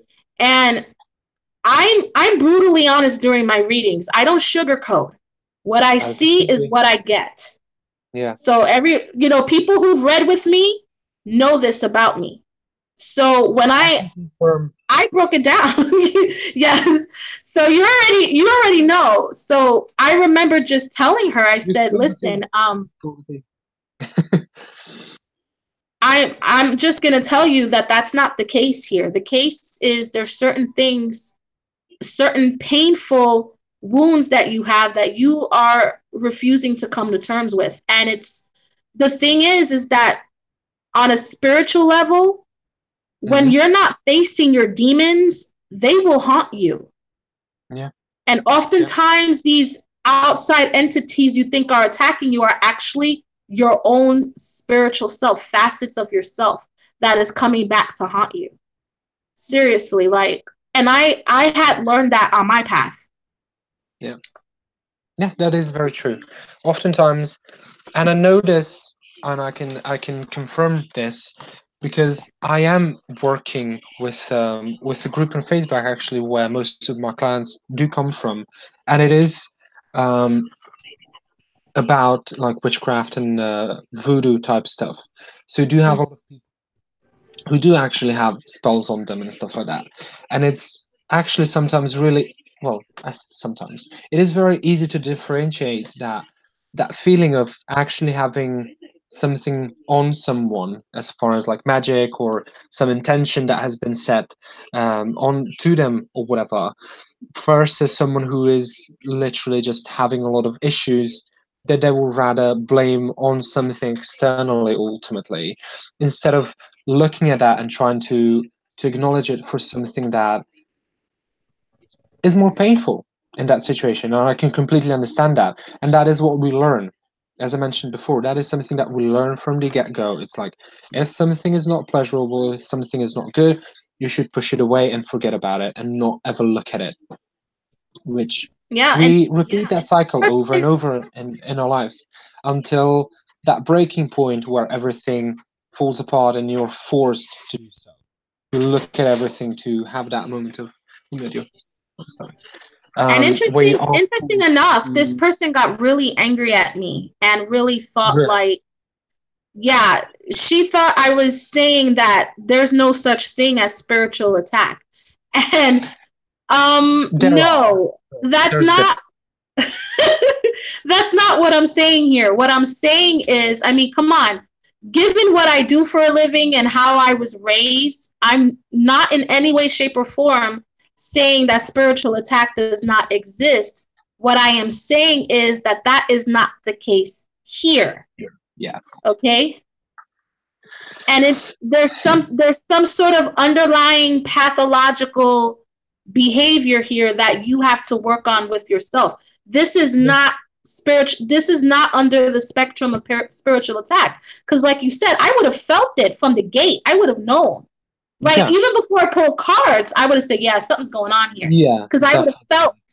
I would have felt that energy, because I know what that feels like. Yeah, So yeah. there is that right from get go. As you said, even before you pull cards, you can feel the heaviness setting in, just as Mm-hmm. you're trying to connect to that person. Yeah, I know exactly what you're talking about.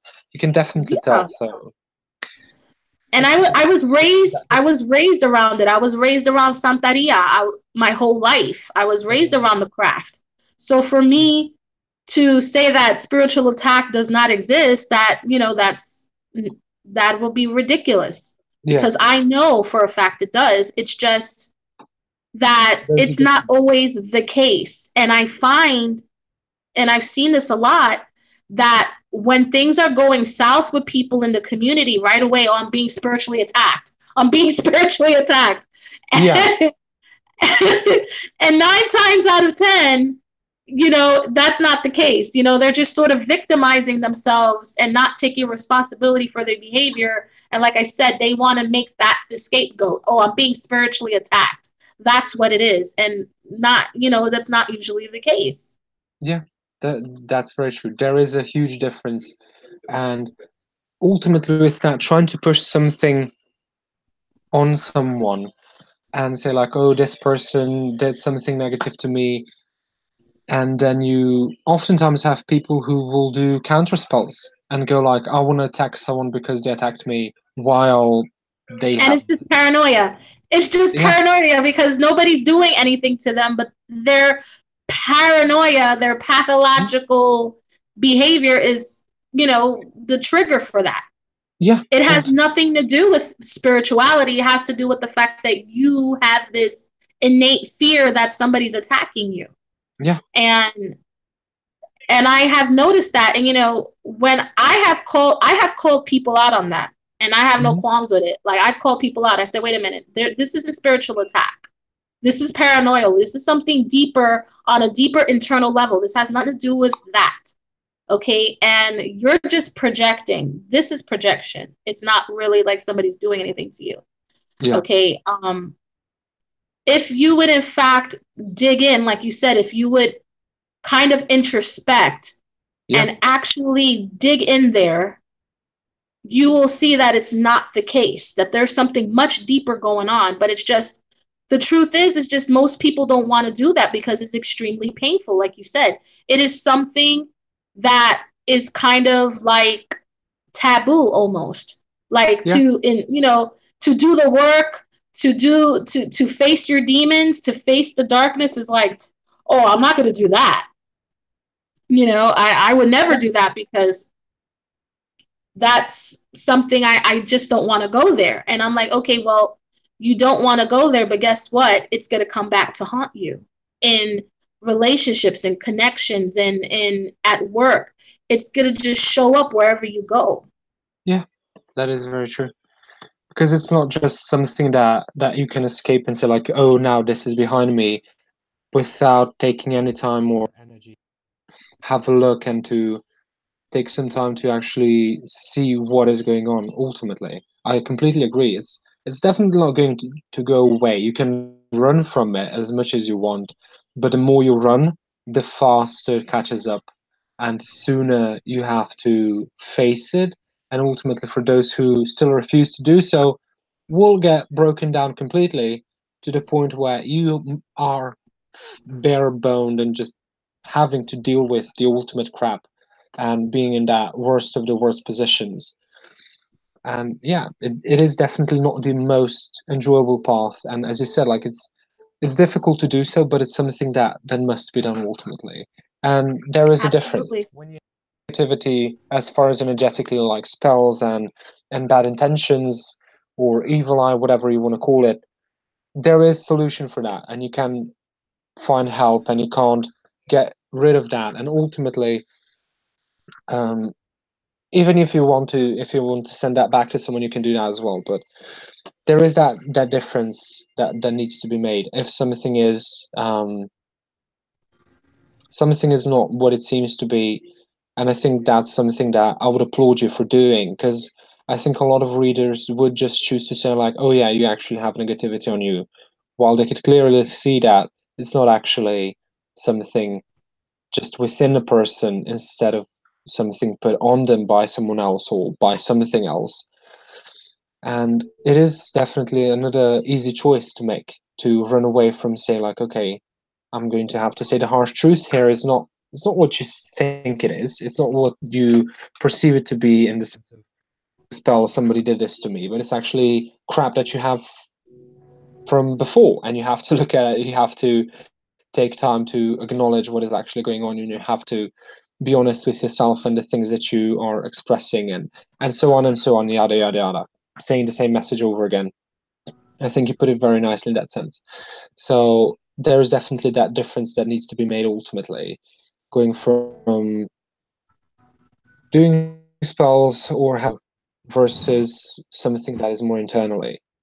And I Right. think a lot of people do, as I said, it's easier to escape the truth that it's something negative within you than to say like, okay, it's actually crap within myself.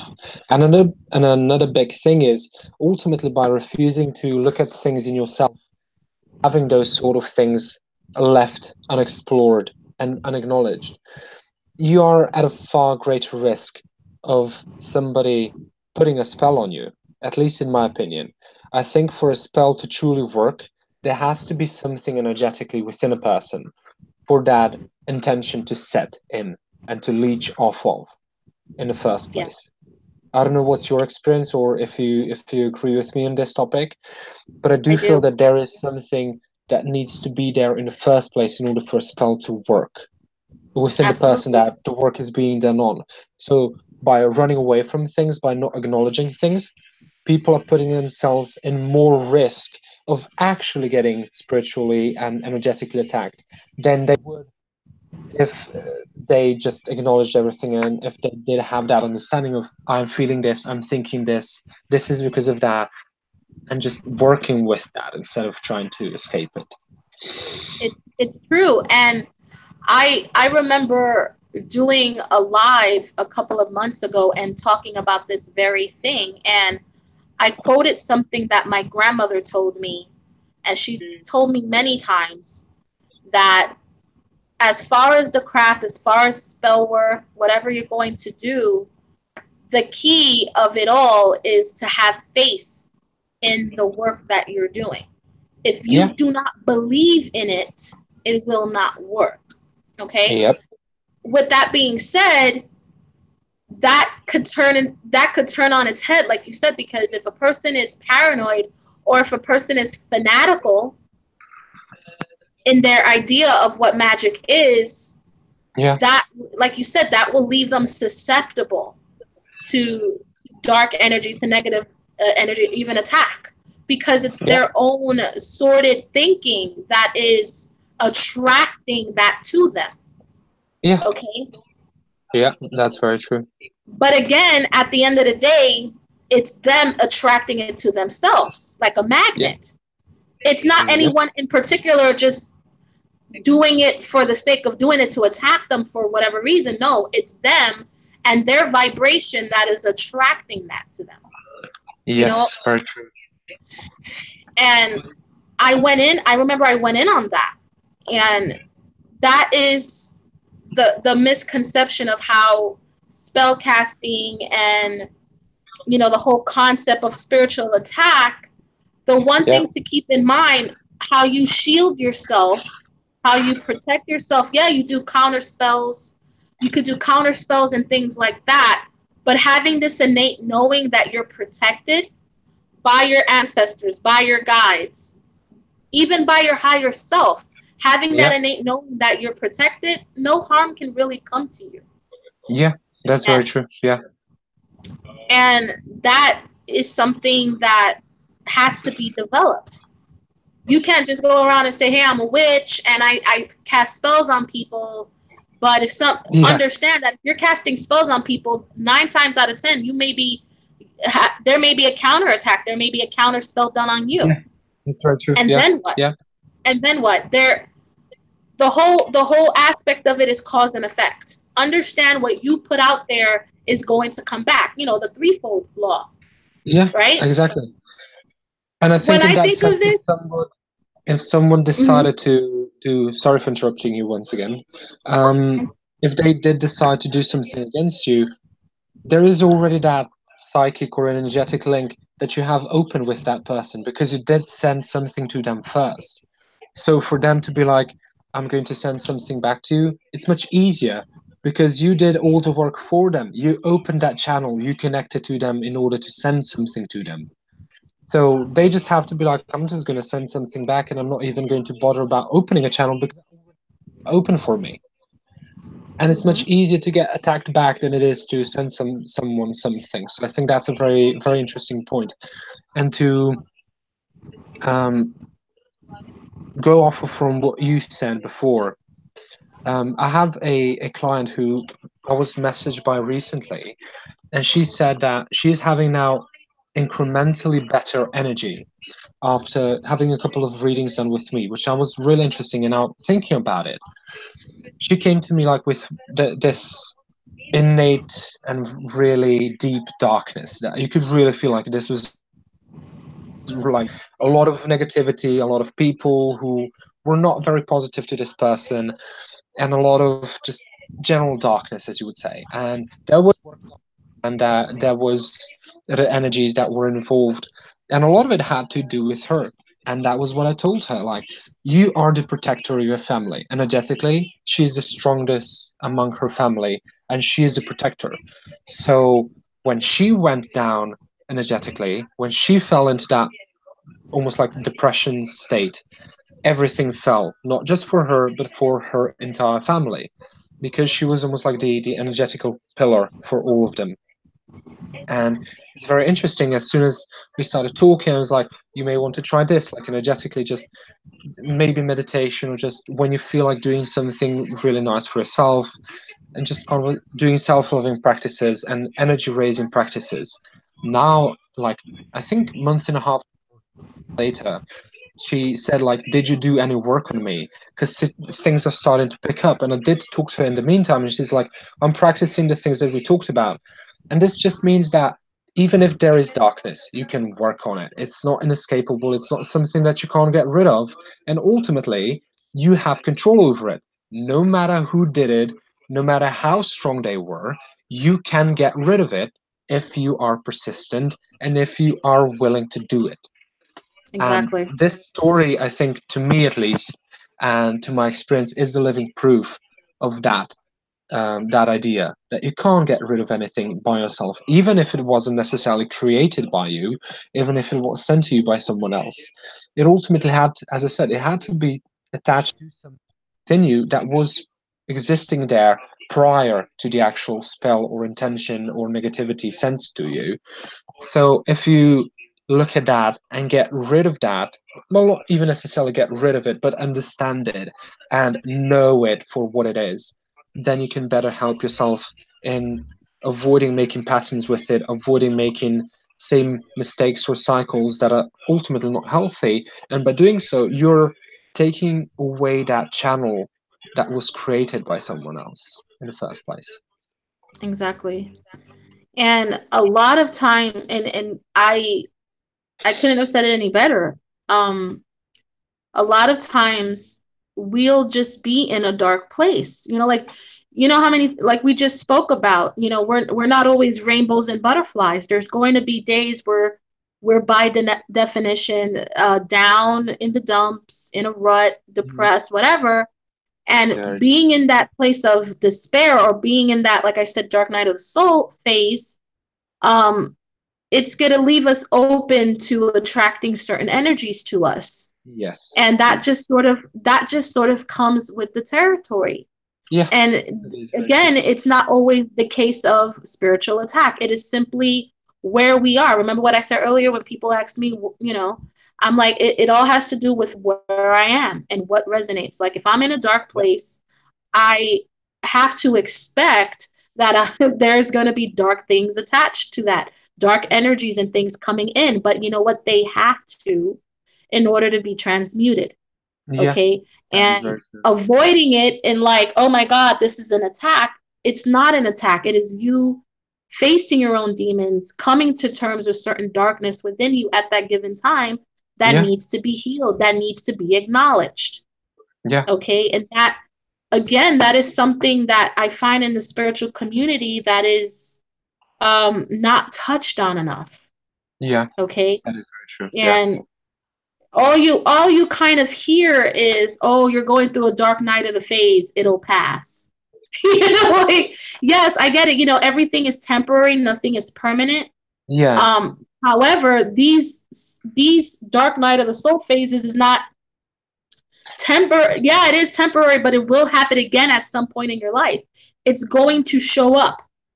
yeah, And to say that it's just temporary and that it's only going to last a couple of weeks, and you'll be back to rainbows and butterflies, okay, yeah, but then something else will come about that will trigger the darkness and you have to go through yeah, it again. It is, to me, I feel it is a constant rite of passage that we have on this path. yeah. And it's And I think it's very true that most part is that by saying that, it's just almost in a way trying to say, just wait it out. Do nothing, just wait it the out right because it's way. going to Yeah. pass and then you're going to be fine. Which is not true. If you want to truly, not even necessarily have a, but just have it mean something, where it's not just you running away from something, but you're actually understanding things. It is sitting quiet and listening to that thing. It is questioning it. It is trying to understand it ultimately, and not just passively being a side person who's just going to watch along. You have to be included in the process. So if it is darkness, of course, jump in, look at it, question it, understand it ultimately. That's how you'll get the Exactly. most out of it. Because from this, and I know exactly what you're talking about, it's just like, yeah, you're in the dark night of the soul, just wait it out, it's going to pass. And as you said, it's all going to go back to butterflies and unicorns. It may, but what did you learn from that? What did you get from that if you just leave it pass? ultimately there's going to be another thing, and then another thing, and another thing. And what happens usually, gradually, is going to get worse and worse. And what takes a week to pass will at one point take a month. And then at some point, it may take you a year. And at some point, you may never really feel like you got out of it until you truly face it and work on it. Exactly. And I would say for me right now, that is the biggest disinformation that is being widespread in the community about the whole dark night of the soul phase, just to kind of, like you said, write it out and you're going to be fine. It's just this temporary rite of passage and you're never going to feel it again. No, it's honestly bullshit. That is not true. And I But feel that, this has to stop. That, that idea that it's just one phase in your life and you're never going to experience it again, because that's not true. And especially for a lot of us that are sensitive to energies, it's going to happen mm, all the time. Like, I right now we're going through the holidays, and for a lot of us yeah, the holidays is a very dark don't even time. remind me. I mean, I'm not an Ebenezer Scrooge or anything, but Yeah. I'm not I'm not at my best during the holidays. I am very, like, deeply triggered by, a lot of the stuff around me. It's so much chaos energetically. People are Mm, so worried about decorating. People are so worried about buying gifts and, going to parties, and there's just so much. um the whole point of Christmas is completely taken away by materialism, and people yeah. are just so obsessive this time of year. And, like, for people like us that are very sensitive to that, it's just like you just want to run for the hills. You don't want to Yeah. be around it. Yeah. Because And it's become from something that is about feelings and connection, it has become about perception and presentation, exactly, it's visual all presentation. it's all for Yeah. show. And I think the only time that I really experienced Christmas from an innocent place was as a child. Yeah. Christmas was such a joyous time when I was a kid, because, it was the whole idea of staying up late waiting for Santa and being good and working toward getting a gift from Santa. And there was such a profound innocence attached to it. Then Yeah. when I got older and I started to see how what it's become, I lost that appreciation for it at one point. I was like, Yeah. it's not what it's meant to be. And I think the key, for me during the holidays, is to kind of find that place, to have that return to innocence. And I think Yeah. how what works for me is connecting with my nieces, because they're Mm, they're young. They're 6 and 8. Well, actually 5 and 7, but they're going to be 6 and 8 soon. But seeing how they are about Christmas kind of takes me back there where I was yeah. as a kid. They're so excited. They write letters to Santa and stuff like that. And I that right there is what Christmas is about. And we so Yeah. often forget that. We get lost in the sauce with, like you said, the whole presentation, the whole, Black Friday, mayhem, going to stores and, trampling people for a big screen TV. And we lose sight of what it really is. It's not until we see the reactions of children and it's from a genuine, innocent place that we reconnect with what the meaning of Yeah. Christmas is. And So, it's very interesting that some people consider that to be tradition, because mhm. that those sort of behaviors and actions that don't necessarily fruit anything good. It was literally like on news last night, I think, if I'm not mistaken, that there were several deaths for the Black Friday. Um, Every year, every single year, and there's like an people are interview, and the trampled. woman is like, "It's our tradition. We are taking our children. Our children love it, and now our children's children are taking up this tradition. Like, what is this tradition? Trying to kill people because you want to get the cheapest TV you will get throughout the year, or whatever." I mean, yes, of course, you're going to buy presents because they are cheaper for people that you love. But really, to go kill someone over it, should, Exactly. and I don't. And I'm so that taken is aback dark by in itself. people. The whole Yeah, concept of that is completely dark. And yeah, people don't see it that way. People don't see it that as it being dark or toxic behavior. People, no, like you said, they see it as being normal. They see it as it's it's, oh, it's opportunity. Black Friday. It's opportunity, basically. Yeah, Yeah. And it, but I it, don't it is understand people who are in that situation. Like, I'm the person who is now running into a store and I see a person on the floor struggling for life, being stumped by the people. Am I going to run past them or, God forbid, over them, stump them myself, and just go into the store for the sake of getting a plasma of 90-inch plasma because it's cheaper now than it will be in a day? Am I exactly. going to am I going to turn in my humanity for the sake of a TV? I don't Exactly. understand that logic. I think we are very I don't even have a proper word for this, but I think being in Europe, we avoid some of that in that sense. We have other craziness, but I think not being raised with that gives you, I think, a different perspective on that, and I think you agree with me on that sense. It's not normal behavior in that sense. It's not something that's healthy. People, It's not beneficial. Mm, yeah, I agree. And I feel more than anything, more and more, I'm seeing that people are becoming more and more jaded during the yeah, holidays. yeah, And, with that being said, I feel the holidays is the time of year where we are more susceptible to dark night of the soul more than yes, any other time of year. yes, very, Um, yeah, Statistically, this is the highest suicide rate during this time, yep, and it's not by accident. And I'm just going to tell you personally, and I'm not afraid to say this, but I have become suicidal during the holidays. It happened for me a few years ago. yeah, I was going through a serious dark night of the soul, and I just wanted out. Like, I didn't want to feel that profound level of pain anymore. And I was just like, I'm ready. I'm ready. I'm ready, spirit. I'm ready, universe. I'm like, I'm done. And I feel a lot of us on this path experienced that during this time because of an example, the whole jadedness and the whole lack of humanity that occurs, just to get a deal for Black Friday. It's not that serious.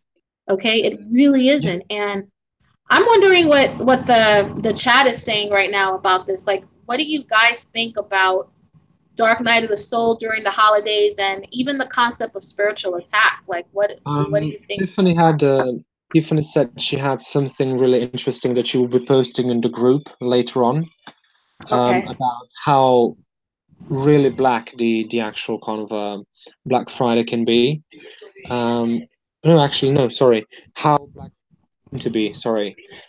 So that's actually something really interesting because I don't know how that was created. So I'll be looking forward to that because I want to know. Yeah, I think as they Lisa had a couple of comments saying before as we were talking about the difference between an actual attack spiritually versus a um, feeling something internally and that putting that on someone else. And she said, it's a perception ultimately, and they're not seeing the message. They're just focused on the inconvenience of the actual situation, which I think is a nice way to put it. It is inconvenience that you're trying to just escape until there is no more escaping, and you have to face the thing. So that is very true. I think um, I Yeah, agree with definitely. agree with Lisa very much on that because ultimately you are just trying to escape until there is no more escaping because at one point it is going to break down and you are going to have to face it and you are going to have to be in that position of saying this is what's actually true and I need to step away from not necessarily the fakeness but just step away from the masquerade that I have put on for so long saying that this is that when in reality it was something completely different. So yeah, comments are really interesting today. But yeah, pretty much so far from what I see, people have just been kind of agreeing with what we said and really just kind of keeping to that point as well, just being very very supportive of our ideas, which is really nice. So Yes, yeah. and because I'm just curious, because like I feel very strongly, and you touched on something, and it's exactly where I was going to go with this. You Hmm. talked about the masquerade, the facade that Yes.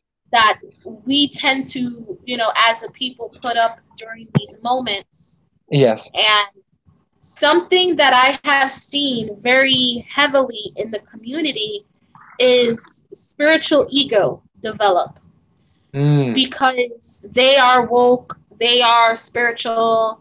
Yes. They They this know the aura best.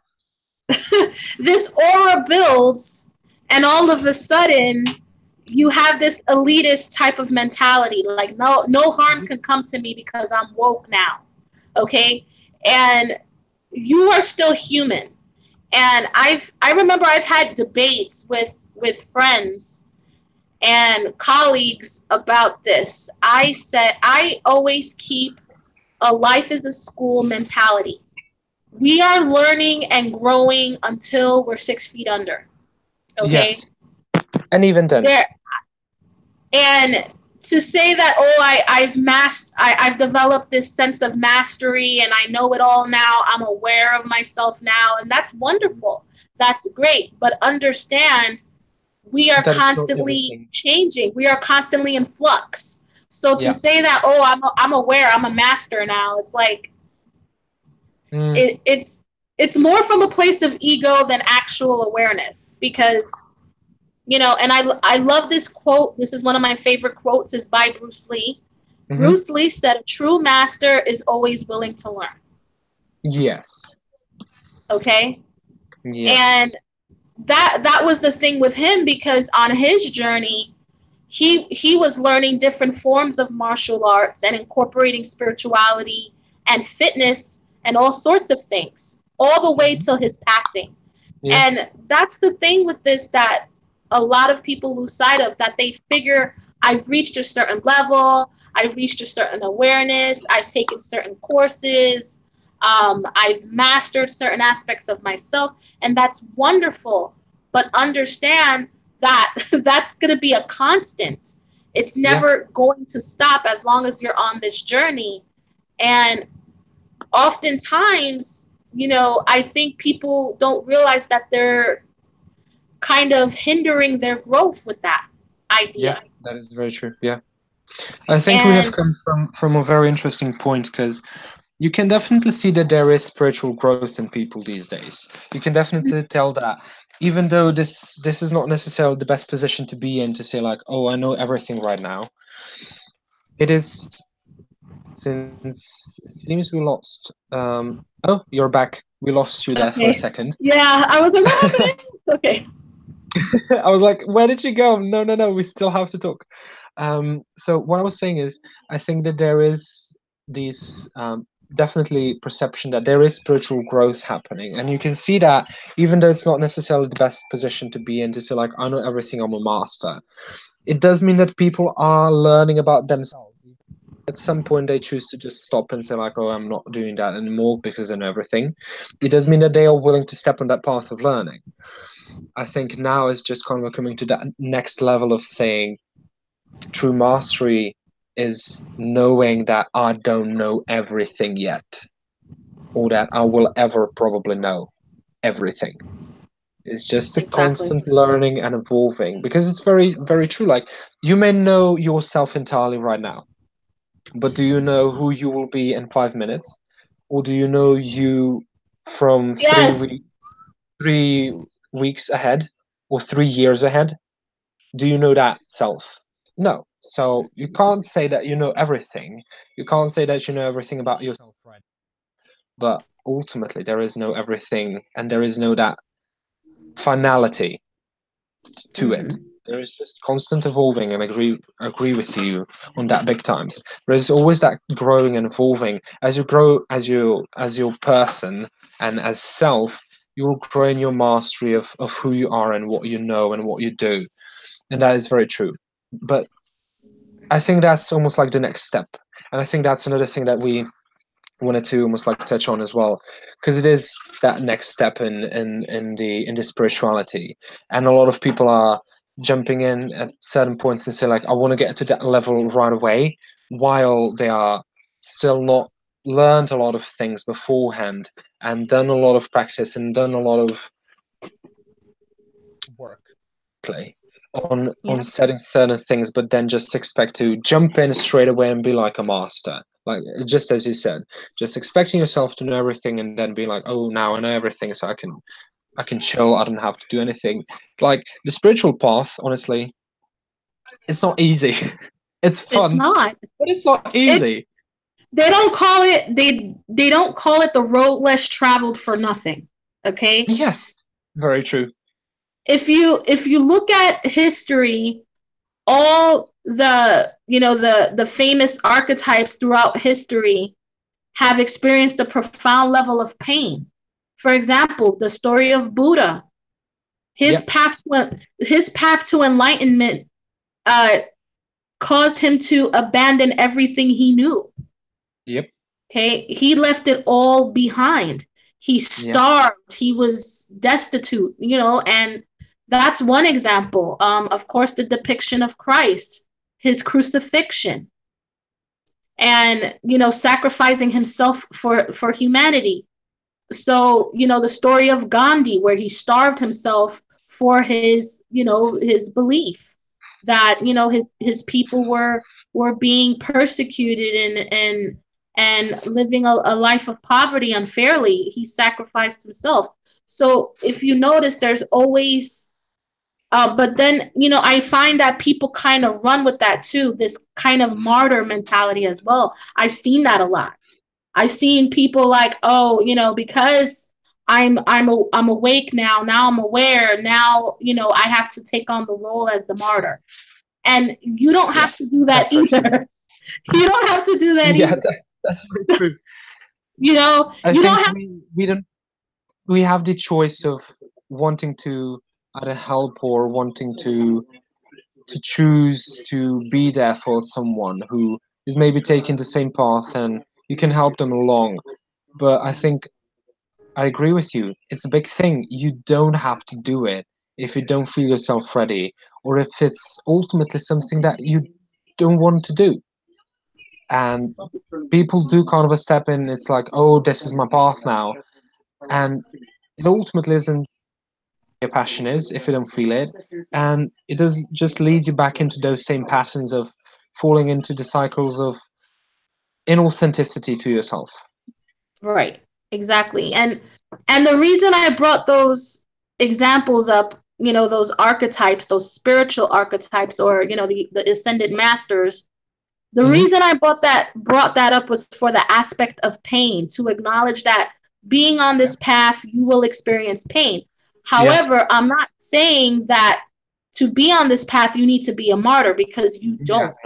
no, no, no. And that I just wanna make that clear, because someone might mistake what I'm saying. Like, in order to be spiritual, you have to, like, sacrifice greatly of make this ultimate great sacrifice. Yeah. No, that's not necessarily the case. But Yeah. I'm just, again, pain is a part of this process, Yes. and pain is a part of humanity. Period. There's Yeah. not one human being on this earth that is not exempt of pain. All Yeah. right. So Very true. that's just one thing that I want to, really go in on, because people think, oh, I'm on this path now, I shouldn't be experiencing pain. Oh, Listen, your heart is beating. Therefore, as long as you're living, you're going to experience pain, whether you're on the yeah. spiritual path or you're not. Yeah. Okay. It's a That's part very of true. life. Yeah. So, No matter what you do or how much you try to escape it, pain is a part of everyday life.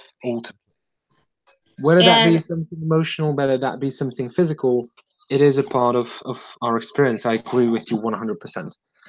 yeah, exactly. And one thing that I want to bring up here, and you and I discussed this, and we're also wanted to talk about it, was soul connections and Yes. concept concepts of that in the community.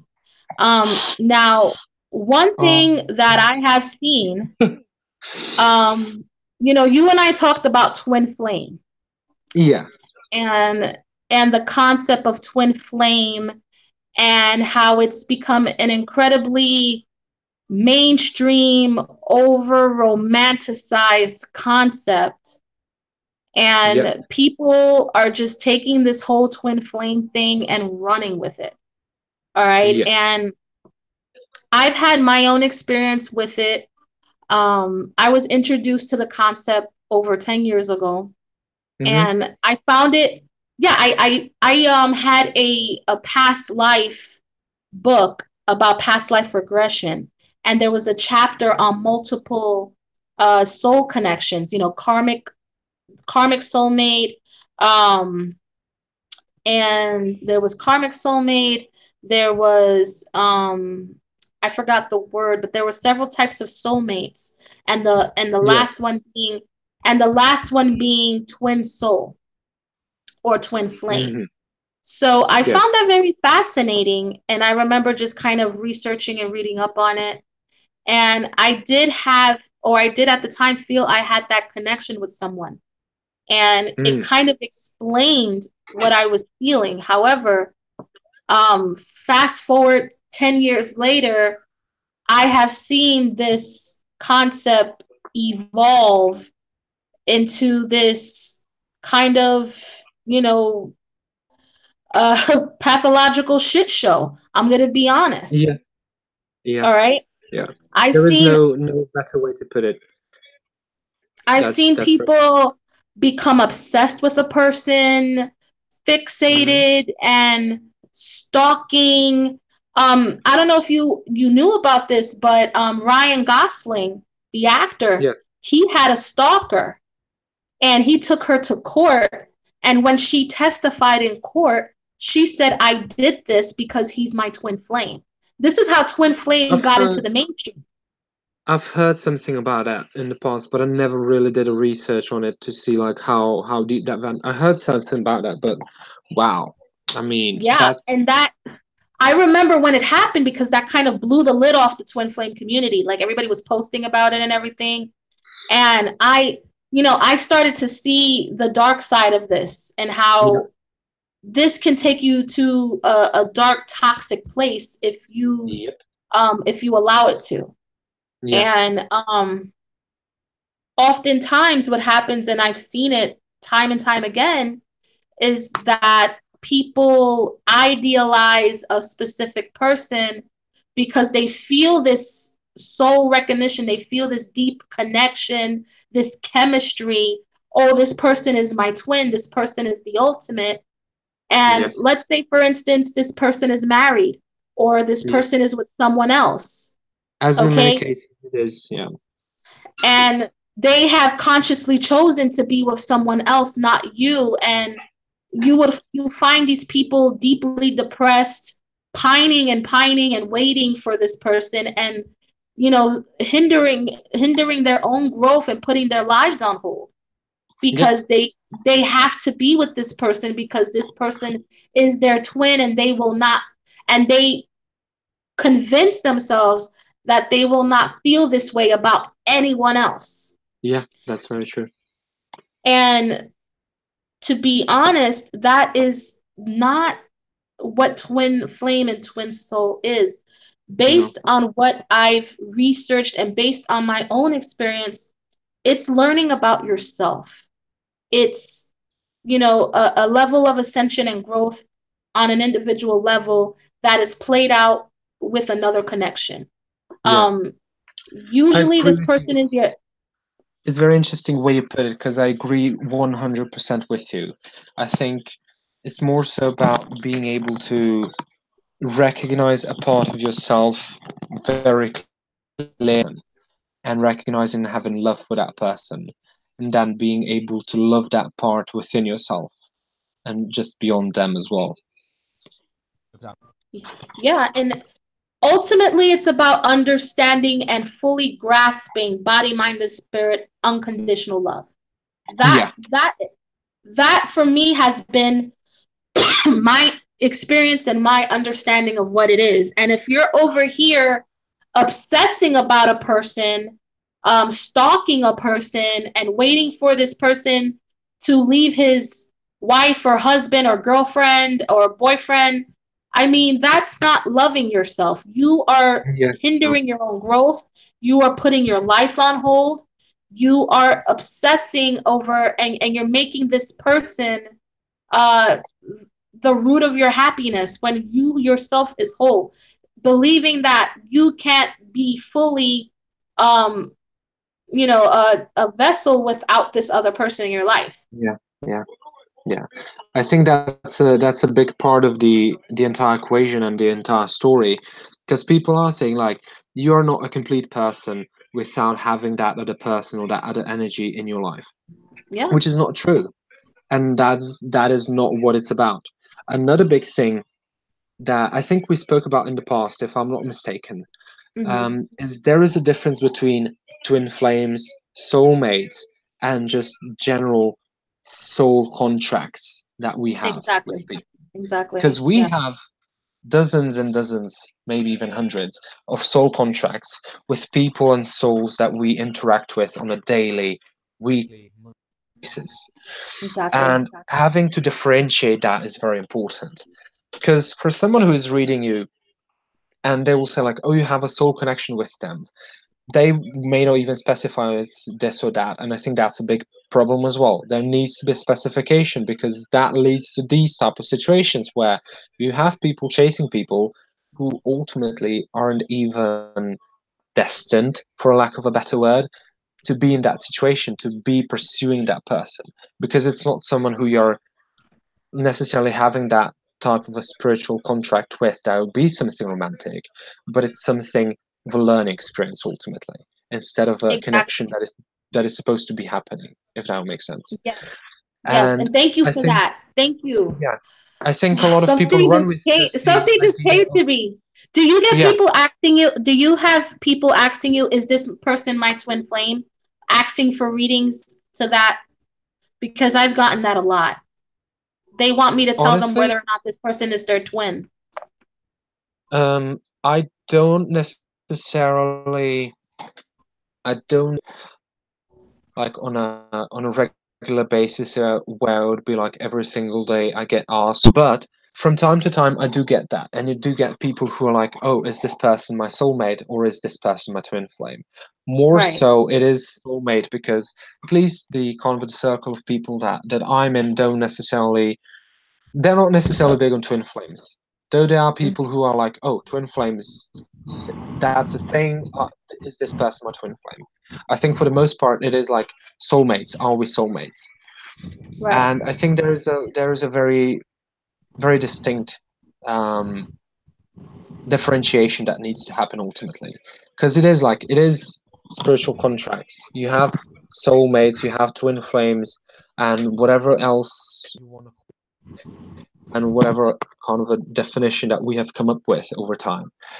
But there is that differentiation that needs to happen, that ultimately some of these spiritual connections, some of these spiritual bonds and spiritual contracts, as general as they are not something that is romantic.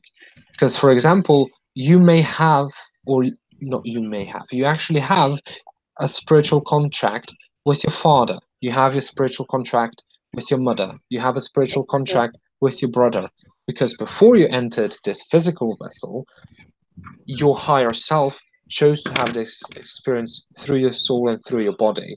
And it chose the people and the souls and the energies that it wanted to interact with as part of that concept. So, your best friend, you'll probably have a soul with, but it doesn't mean that they are soulmate, nor that they are your twin flame. It's a different type of spiritual connection, Right. or soul And connection, should I say. exactly. And that's what I touch on in my group, that there is a full spectrum of soul connections. Yeah, But, like I that's very said, true. twin flame and soulmate is kind of, what's always on the forefront. And my, my experience, I have seen, like I said, people kind of use the concept of soulmate or twin flame as a guise for codependency. Yep. And Yep. people don't like that word. Like I've had people like kind of get butt hurt, excuse my French, but butthurt Yeah. about the word codependency, because it's a psychiatric term, it's a psychological term, whatever the case may be.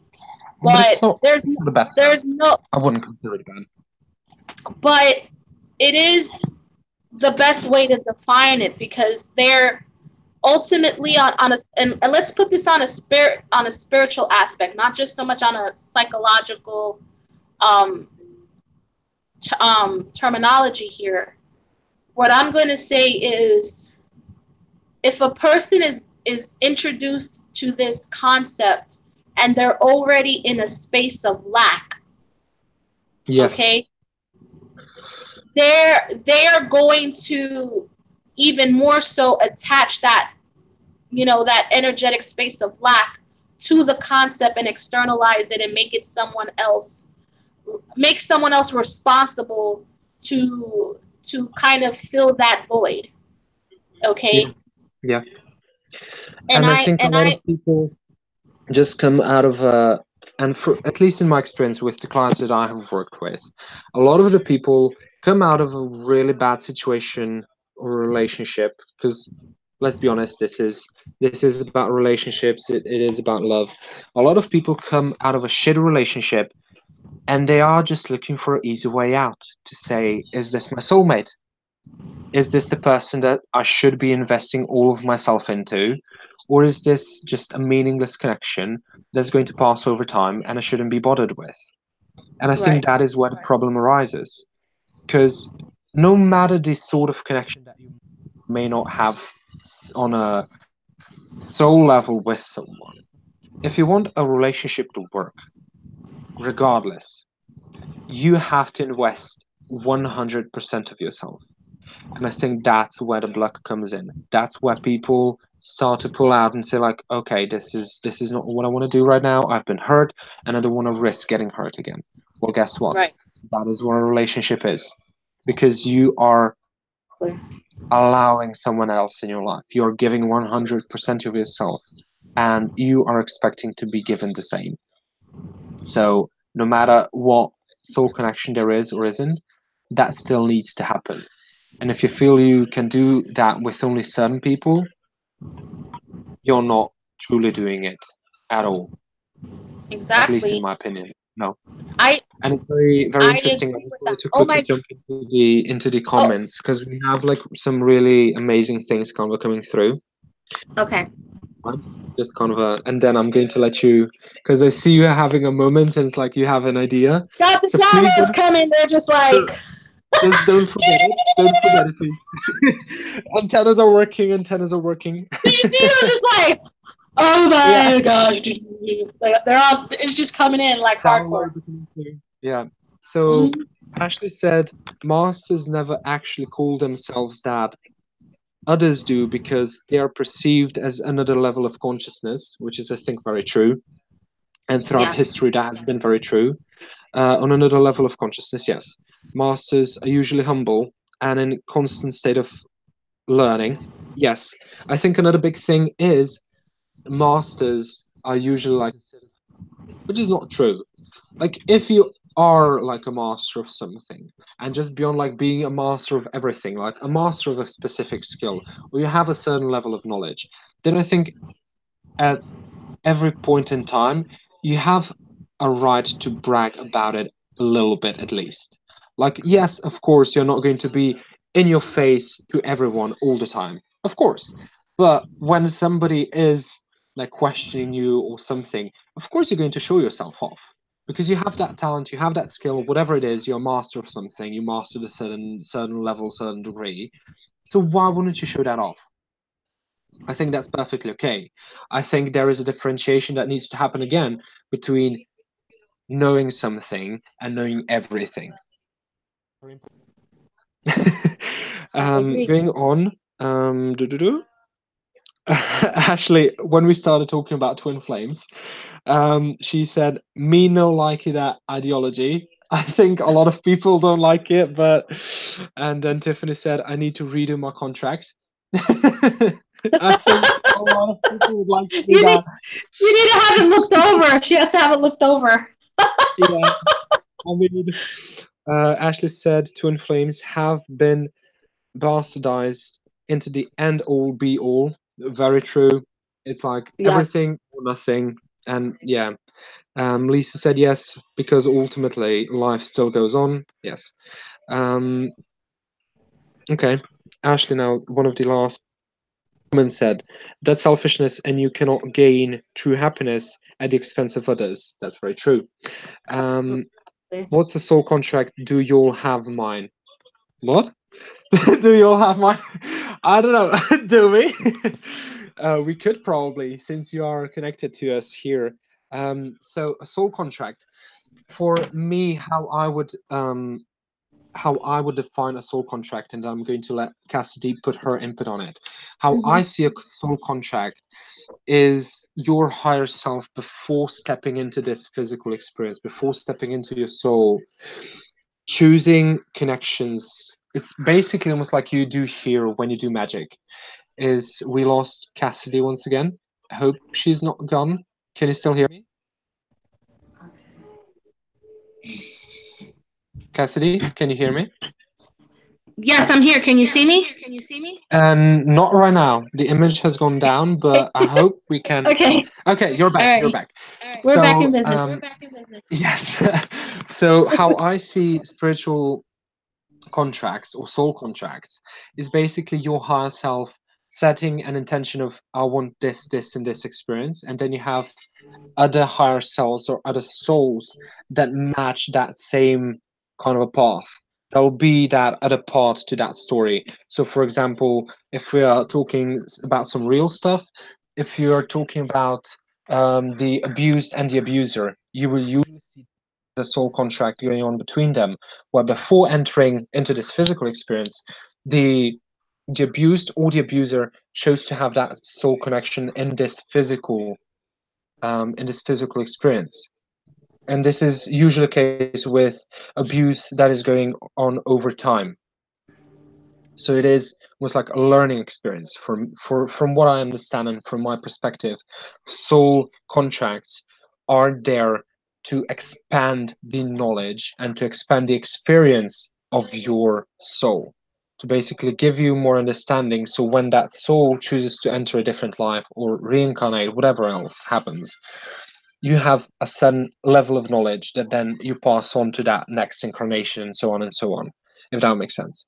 While I think with twin flames, you have that separation of the soul, or you have the basically someone who you are supposed to or destined to meet in your life in that sense.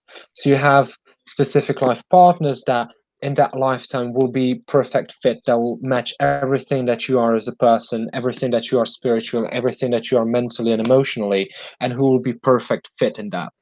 That is more on the level of a soulmate or twin flame for me at least, while a soul contract would be more of a learning experience. I hope that makes sense. It makes perfect sense, and that is more or less how I interpret it. And to kind of add on to that, when I had learned about soul contracts, like I said, I learned from a very good book I read many years ago about past life regression. And ultimately, the thing when I learned the thing is when it was brought to my attention, the whole concept of twin flame or twin soul, there was nothing in that definition or in that experience that, according to the book, or even in my own experience, that you are supposed to reunite with this person and walk blissfully into the sunset. Not to say that it doesn't happen, because there are people who are twin flame couples, and they are married, and they do have a a contract where they end up together. I'm not ruling anything out, because in this lifetime, in this life, nothing's impossible. Yeah, However, just as Ash, said about the fact that people misconstrue twin flame as being the end all be all, that's not the yeah, case. You may very well come across your twin flame in this lifetime. However, if you're meant to be with them permanently is another thing entirely. Because The Yeah. one thing that people forget about is we have no control over another person's free will. And free will is always a factor in this. Yeah. For whatever reason, you could come across your twin flame. You could have that soul recognition and meet them, excuse me, or encounter them. Yeah. But if this person decides on their own free will not to be with you romantically and choose someone else, then that is something you have no control over. Yeah. Um, That's I have seen a terminology in the community that honestly pisses me off, and to me, it's a very negative connotation, and is the whole concept of karmics, and that whole um, elitist type of mentality. I've noticed, and I've seen this in twin flame groups and a terminology. A twin flame who is not with their twin and is with someone else, the other person is called a karmic, right? Or a karmic I've never heard of that. connection. I've never Yeah. heard of. So a karmic connection, in the as far as what I've learned about twin flames, is when a twin, like I said, has consciously chosen to be with someone else other than their twin. Okay. Okay. Hmm. And to me, I find that terminology bullshit, because in my personal opinion, if that's the case, we are all karmics at some point in our lives Very to true. someone else. Yeah. So That that that doesn't make sense. terminology never made sense to me. And I see people just running with that whole karmic thing, that the karmic is the enemy. The karmic is the reason why this person is not in union with their twin. No, this person has a contract with them, just like Yeah. they have a contract with you. And it Yes. has to and it has to play out for whatever reason. And that is something you, even thinking you're their twin, has no control over. Yeah. Okay. That's very true. That is their specific contract with this person. And I've seen so much disrespect and so much hatred toward another person because they believe that they're the twins karmic. And Yeah. it's bullshit. It's like we're all karmics. To hate a person for having a karmic connection with someone is hating yourself, because at some point or another in your life you had a karmic connection. You were a karmic. So it is kind of self-loathing in a way. Like, it's like not acknowledging that you have multifaceted soul contracts with people. Just simply saying, oh, I'm a twin, so my twin connection is all that matters. And you're kind of forgetting the fact that you're functioning in multi soul connections at the same time, Mm. not just the twin flame. I think that is very true. And there is someone now who joined our live right now, by the name by YouTube name the Hermit's Cave. So I would really recommend you to check him out after we finish our live. And he said it's devastating when the person you believe you should be with doesn't feel the same. And I think the main reason why all of this gets so dragged out, and why all of this becomes what it becomes over time, and why The so lack many of people the get lack of so, acceptance. yeah, instead of Mm-hmm. realizing, okay, this person maybe doesn't necessarily love me. We do have a soul connection, yes, true. But does that mean that they have to be with me? And I think that's a big thing as well. People don't realize that there is more soul mates, more twin flames, for whatever name you would like to use, or just soul contracts that you have in your life. And Absolutely.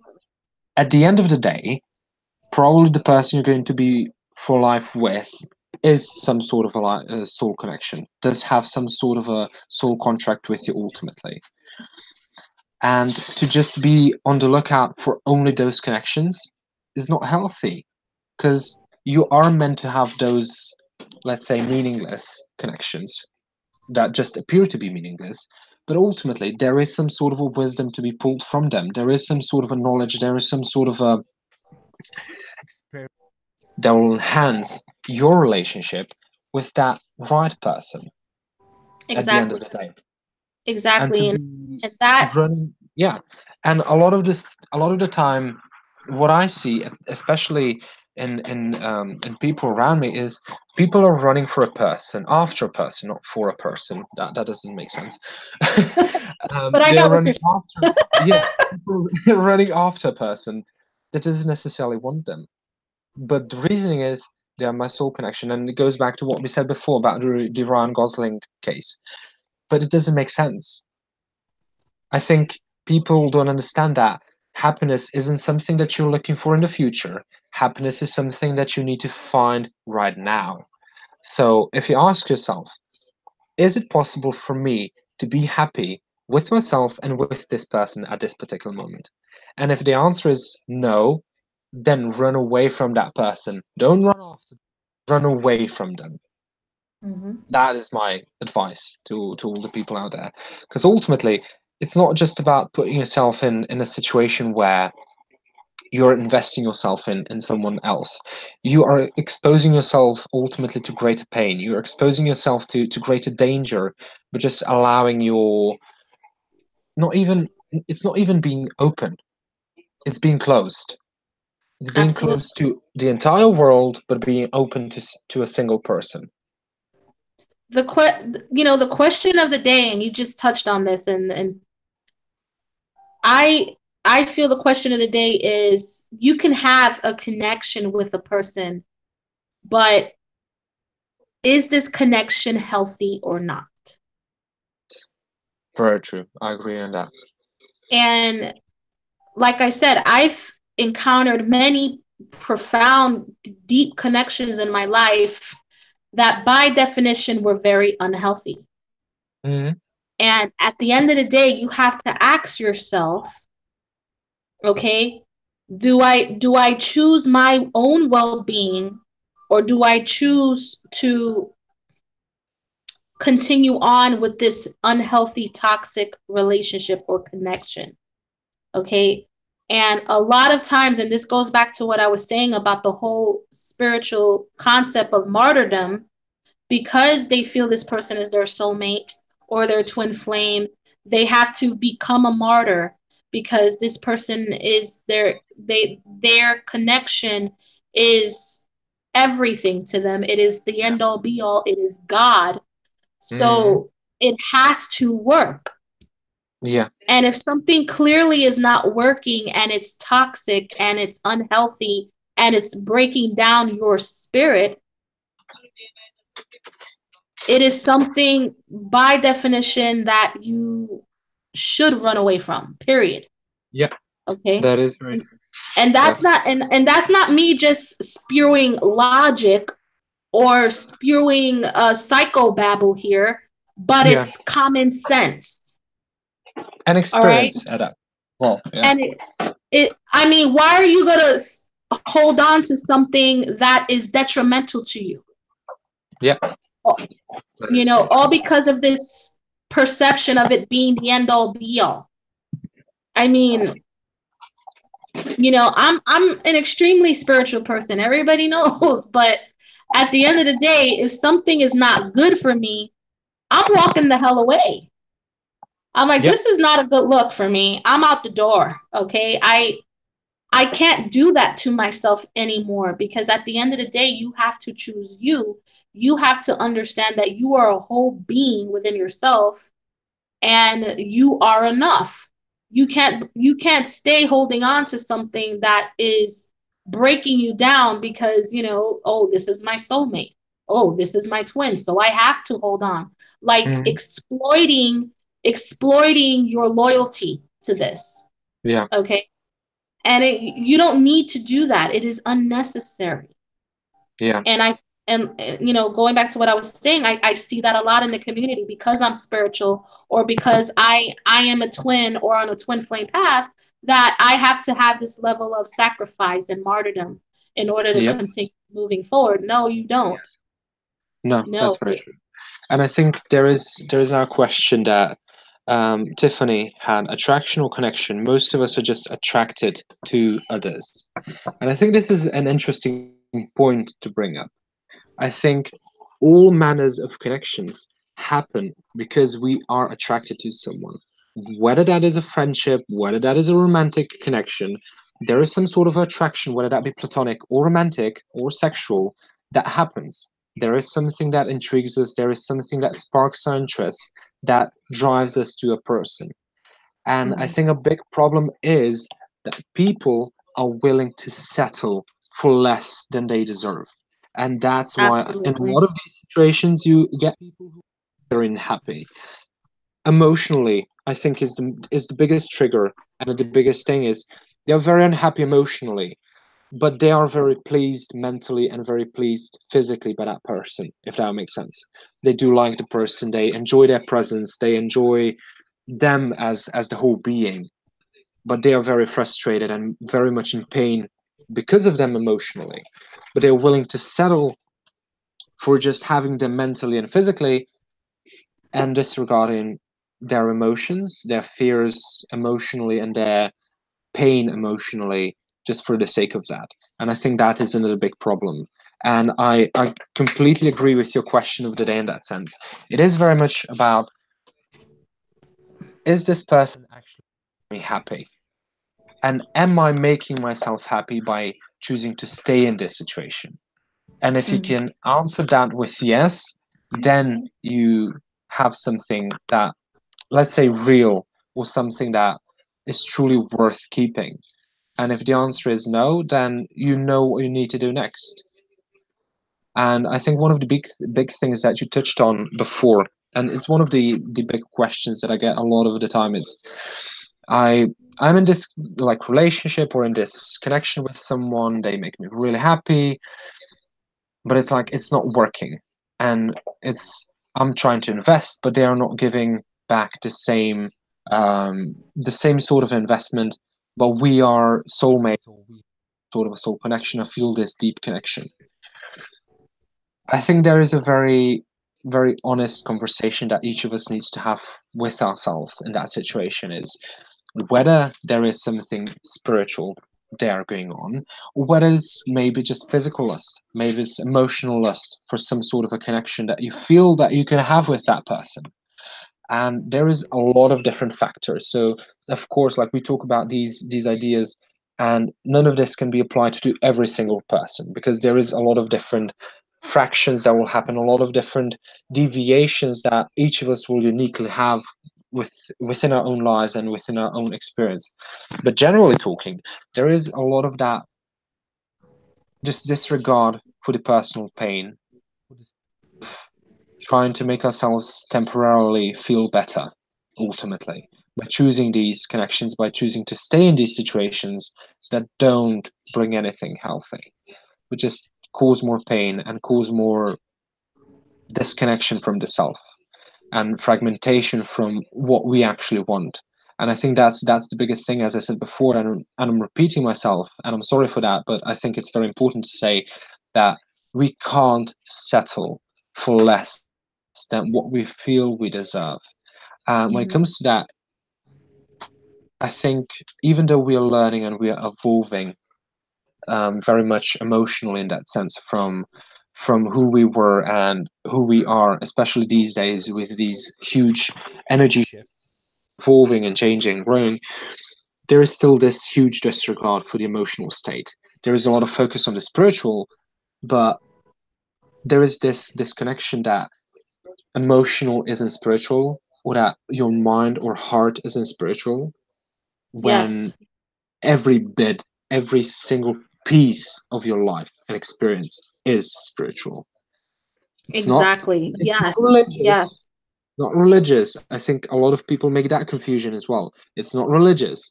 It's spiritual. And Right. spirituality and religion are very different things. And when it comes to that, every single piece of your body, every single piece of your experience is spiritual, and it needs to be treated like that. And it needs to be treated as you would spirituality is usually treated as sacred. So treat your life, treat yourself, and treat your experience as sacred as well. So if there is something not Exactly. working, kick that shit out. Yes, it's painful. Sometimes it seems impossible, but there is always a way. There is always an option. There is always some sort of a leverage or some sort of a pathway that you may not open to yet, or that you may not have seen yet, that is there. that is a viable option to get yourself out of that experience. Yes. Being spiritual doesn't mean you have to be a freaking masochist. No, Yes. nowhere does it say that you have to be a masochist and tolerate abuse to keep a connection going. I mean, not at all. And Yeah, that's very true. I think and that's be that's kind of goes hand in hand with what we said about kind of being a martyr and being the kind of the person who's going to help everyone, or being someone who is going to take on everyone's pain for the sake of helping them. Like, if you are truly spiritual in that sense, let's talk about this. Truly spiritual. I don't have better words to say this, so I'm using that. But yes, I think if you're truly spiritual, it doesn't mean that you will take everyone's bullshit. It means that when you see bullshit, you're going to call someone on it, and you are going to understand that it is actually bullshit, and you're not going to tolerate it. You're not going to accept it. I think it's saying exactly. no when you mean no. It's saying yes when you want to say yes, and it's stepping away from things that you don't feel comfortable with. It's stepping closer to things that you do actually want, and stepping closer to things that might make you happy and joyful, and that are fulfilling, instead of Absolutely. putting yourself in a position that is detrimental to yourself or to your own experience. That's a big Right. difference. Absolutely. And I couldn't, again, like, exactly. That's exactly how I feel about it in the work that I do. I explain that. And I told you I have gotten shit about being quote unquote overly logical or Yeah. overthinking. And let's let's think about this. A lot of where our journey starts is through the mind, through our thinking, through our processing of thoughts. And with those thoughts, we develop emotions, okay, based Yep. on those thoughts, right? So, with that being said, why do you always think that people always emphasize on having your heart and your mind aligned, right? Yeah. Alignment. Because both things need to be aligned in order to spiritually grow. Yeah. You can't just be all heart and you just can't be all mind. It has to be aligned in order for you to grow and move forward on this journey. And Yeah. a lot of people get stuck there. Either they get stuck with just all heart and no mind, or all mind and no heart. Yeah. And the reason, and I could tell you this from personal experience, I have always had issues feeling my feelings. Okay. I'm not it freaks me out. All right. So I'm more of a thinker than a feeler. That was Yep. my experience throughout my life. Okay. But Yep. again, that's not where I am anymore. Okay. Yep. Now I'm in a space of alignment where my mind and my heart is in the same place. Yeah. Okay. And as you emphasized, what got me there was the bullshit detector. Now I Yep. don't take bullshit from people. Basically, yeah. My bullshit detector has created alignment within Yeah. me. Yeah. And the more that I got rid of toxic situations and toxic people in my life, the Mm-hmm. more aligned I have become. Yeah. Okay. Yep. So with that being said, it's a process depending, Yes. sometimes you're all heart and you don't use your logical mind or your common sense. You're more emotionally based. And Yes. that in itself could be just as detrimental for someone who overthinks. Yes. So, That's true. Yeah. I and I think there think is there is just another to big. to wrap up what I'm It's saying okay. here is just It's okay. I feel I'm sorry. I just feel like Yeah. ultimately the path to aligning yourself has to do with constant trials and tribulations, constant lessons, constant learning through painful experiences, what works and what does not work, learning the concept of boundaries. Okay. Yeah. And I find a lot of us on the path have issues setting boundaries and maintaining them. And I feel once you start learning how to set boundaries, that's how you become more and more and more and more aligned. Yes, very true. Okay. I agree with that. So that has been my experience. And as a person who formerly overthought everything, and I Yeah. still from time to time get lost in my head, I do. But Yeah, again, I realize that that's my superpower. That's me. yeah. I'm the thinker. That's I'm the very true. thinker. You That's know the statue, the famous statue of the thinker? That's me. That's who I yeah, am. that is you. That is literally I'm you. the thinker. You know, Yeah, like I'll get yeah, stuck on something, like I'll get stuck on a certain thing in my life and I'll stay there for as long as I need to. And other people mhm, will see it as me overthinking, but no, it's just me kind of processing. That's yeah, how I process. I think yeah, about it and I dissect it, you yeah. know? That's And very true. from that dissection, I draw my conclusions and then I move on. Yeah, So I think everybody ultimately has their own coping mechanism and their path to an alignment with heart and mind. So yeah. that has been my experience. And to But come back to what you said with heart and mind alignment, I think it's very true that there is also misconception about that, which is very, very great and very, very big, and especially in the spiritual community. It's almost like the idea that for the spiritual, that this, not spiritual, I'm sorry, that the mind and heart alignment basically means you feel and think the same thing, which is not the case. I think no, mental and emotional, or mind and heart alignment means that you're willing to understand and to accommodate both. So when you have an emotional desire, you are willing to accommodate that by thinking about it, by giving it room to flourish, to explore it. And same goes for the mental. So when you have something as an idea, you're willing to take it deeper. You're willing to pull it in, to explore it, to take it in, to see for what it is, to see what idea it presents, where it comes from, to understand it. That, to me, is the heart and head or mind alignment. Instead of it being yes, like I'm thinking and feeling the same thing.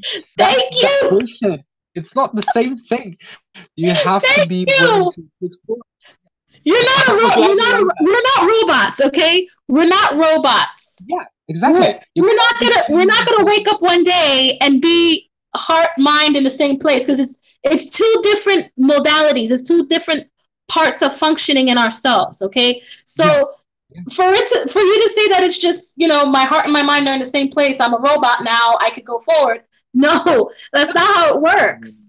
No, What no, what, no. what I need, and yes, thank you for breaking that down because so many people don't get what alignment is. Yeah. Alignment, I'm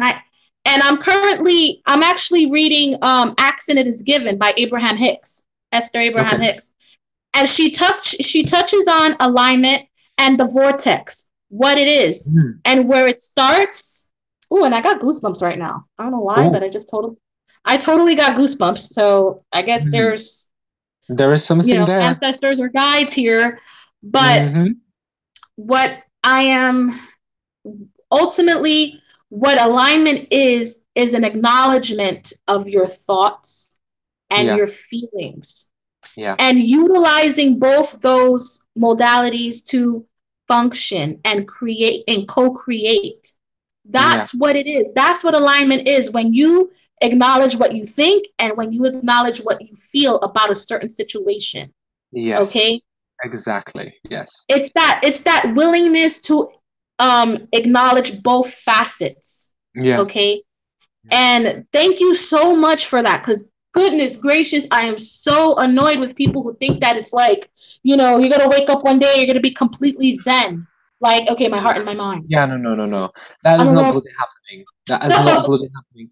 You're never ever going to be waking up in a situation where it's like, oh, I feel like I don't know, I feel really good, and I'm thinking something really good, and that's what I want to do throughout the day. No, you're going to get ideas, you're going to get thoughts that are going to put you in 10 different directions, and the willingness to acknowledge that and the willingness to accommodate that is what alignment is. So and we are repeating ourselves now, but I think it's very important for all of us to understand, it's not just thinking and feeling the same thing. It's acknowledging and understanding that other part. And there is this huge, like, it's rift between the thoughts and the minds. It's actually not, because the thoughts create the emotions ultimately. So what you think ultimately is some sort of a trigger for the emotion to happen one way Mm-hmm. or another. So it all stems from the same point. So yeah, it's a very deep topic, but I think, and I hope that for all of you in the comments you had um, some interesting information from this. And we'll just quickly jump into the comments, Yes, please. and then we can go back to I'm chat. curious to see what the audience has to say. Yeah, I was thinking we could comments and then maybe do a reading or two if somebody would like to draw a card, Sure. and then kind of maybe wrap it up with like a weekly or just a general guidance reading. Okay, That that sound good? works. Yes. Perfect. So this is from before when we talked about bullshit in the Twin Flames, Mm-hmm. and Ashley said, "No one has to be with anyone. Excuse my French. We don't owe anyone shit, and no one owes us anything. No relationship should be obligatory, and if someone is, there is a lot of resentment involved, which is very true. I agree with that Absolutely. very much. Absolutely. There, if that's happening, there is some introspection that happened beforehand. If you want to kind of explore that and have a healthier approach." Um, so basically, I was just like, yes, and people agreeing with us. And another big one was, okay, okay, this was someone just liking a shirt. I don't know which, yours or mine. I think it probably Probably. could be yours because you can see more of yours. Um, Oh, yeah. so this is Thank you. Phantom Punk 007. So they like your shirt, from what I Thank understand. you. So yeah, but yeah, I think this is very true. Nothing ultimately, as Ashley said, nothing can be forced, and nothing should ever be. And I think that's another big thing. It's with this idea of mind and heart. There is this idea of we need to force the things to match, the mind to match the heart, and the heart to match the mind, and for them to be perfect mirror images of one another. Fuck that. It's never happening because it's It's not just what it is. not. It's not It's what just not. you ain't gonna get that shit to happen ever, ever. Because there is going to be another thing that's going to pull your interest that you're going to start thinking about, and that's going to pull you in a completely different direction. Then there's going to be a third and a fourth thing that's emotionally going to drag you in a completely different thing, in a completely different direction. So it's Right. never going to be like just a perfect mirror image. No, it's And let's just think about this carousel for a of up and second. down and Yeah. And for some people, it's just more natural to be a feeler, where for others, it's more natural to be a thinker. Like for yes, me, it's always more natural for me to be a thinker. So it always starts there. And for yeah, others, it starts with the heart. yeah, But to say that one is more, one is less important than the other is bullshit. no, Both need to be equally respected and acknowledged. yeah, Period. very true. Yeah, That's where I call bullshit, because I've seen that a lot in the spiritual community, where people are like, "Oh, soul connections are heart based. Soul connections are heart based." Yes, they are, but guess what? We still have minds. We still have yeah. our mental bodies. What are we supposed to do? Fucking shut our mental bodies off because we're No, in a soul that ain't connection. happening. We're under a soul No, no, contract. I mean, pardon that's my French, but to me that's kind of ridiculous. You can't shut the mind off just like you can't shut the heart off. Both of it yeah, have to function in order for connection to run its course. I mean, come on. I mean, it's exactly, ridiculous. exactly. Yeah. So for anyone in the comments who would actually like to get a card drawn or just get a bit of our input on things, feel free to comment below, and we'll be drawing some cards for a little bit, and then we will. I'm already shuffling. Yeah, I So, saw like um, I'm itching to start shuffling. As soon as I heard you shuffling on the other end of the camera, I was like, oh, I need to I'm start shuffling now as well. I'm actually gonna walk away for a bit. Yeah, so I'll just be right back. But I guess, yeah, I'll be back and we'll get started on the readings. Absolutely, Okay. absolutely. Yeah. Do you think? So, as we're waiting for Cassidy to come back, yes, Tiffany. Okay, so you will be the first to get a card. As we are waiting for Tiffany to get back, um, just to kind of go over the things that we talked about here before, and up until this point, concluding that there is a lot of misconception that happens, especially in the spiritual community. Well, especially in the spiritual community, all around in humanity. But since we are mostly talking about spirituality here, I think there is a lot of misconception that happens in the spiritual in general. That is especially when it comes to connections and connections to other people, to things and to experiences around us, and having those be very misconstrued into something that they are actually not.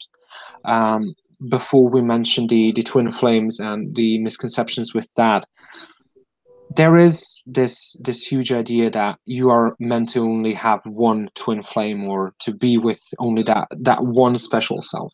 And we said before, that's not true. There is multiple soul connections, and I think a lot of us would do far better if we generalized and only used term soul connection instead of, or soul contract, whatever you want to call it, instead of having all these different varieties of labels that, for the most part, for those who aren't necessarily 100% aware of what that actually means, turn it into something else. And that's the situations and times when you get a lot of unhappy people who don't necessarily live a a positive experience, and who don't experience joyful, what's the name of it, joyful experience of life, for lack of a better term. So yeah, um still waiting for Cassidy to come back, so I'm just going to start shuffling for Tiffany and just jump right into it. So also for today's reading, for those who have joined us later on, one of the decks I showed at the beginning was the Raven's Prophecy Tarot, and that is the deck that I will be using for the draw today. And I was thinking alongside that to also grab my Lay Vampire Oracle. So double trouble for you out there. So let's start. Let's shuffle the Raven's Prophecy. And getting back to tarot, I think very interestingly, when we talk about the concept of spirituality and then the spiritual paths, and we have this concept of spiritual tools, which is another big thing that plays into the entire thing of spirituality, into the entire bigger game of what is actually is on the path, and reading and trying to explore all of that. So I think that deserves a video. So I'll probably um, leave that for the future, to kind of get into that in the future. Um, Tiffany, I like trouble. I do too. This type of trouble I absolutely love. So Okay, I'm back, but can you guys hear me? Because I my camera isn't going back on for some reason. So okay, I don't know if it it's isn't me. going on. It says there's an issue with the camera. So Okay. You actually, if you go to the settings, you actually can choose like different cameras. So maybe it kind of isn't deciding if you have multiple cameras attached. Then it could be potentially. I'm Um, on phone, so it's only my phone camera. So I don't know why I'm having an issue right now. I don't know.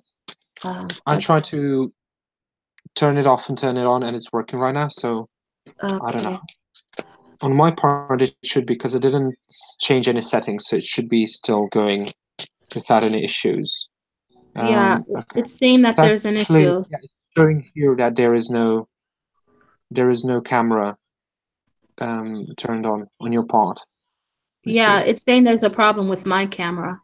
Darn it. Okay. Okay. Oh, this So, is really unfortunate.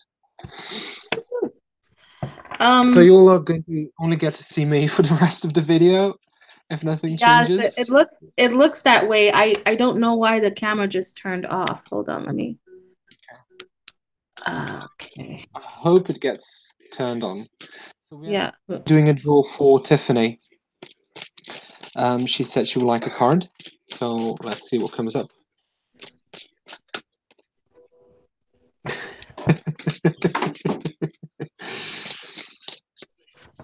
Grabbing salt, eh? Let's see. Mercury retrograde, probably. Probably. Let's see.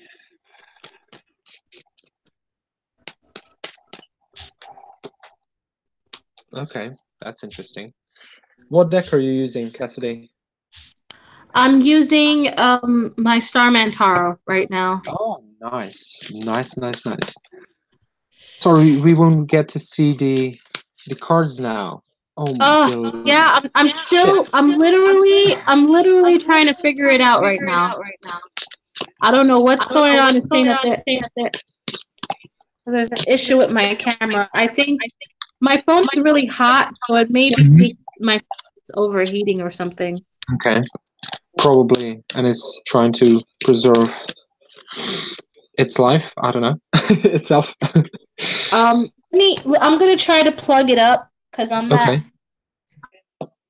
That's what it Yeah, is. I'm I don't have also like on the enough end of juice. with the battery.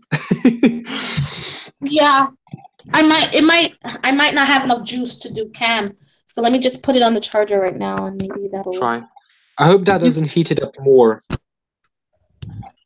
Yeah, because it can do that sometimes as well. yeah. Okay. So It's okay. very interesting. So I'm just going to jump straight into the cards, if you don't mind, and just get into these two because the cards that I got kind of relate very much to what we talked about today. So I'm just going to jump right in there. Um, the first card from the tarot is the Ten of Swords. Very fun one, a very fun card. And then the card to go with it is Burnt by the Sun from the Lay Vampire. And this is a very interesting combo, to say the least. I think it very much speaks about this feeling that you may be having of almost feeling unable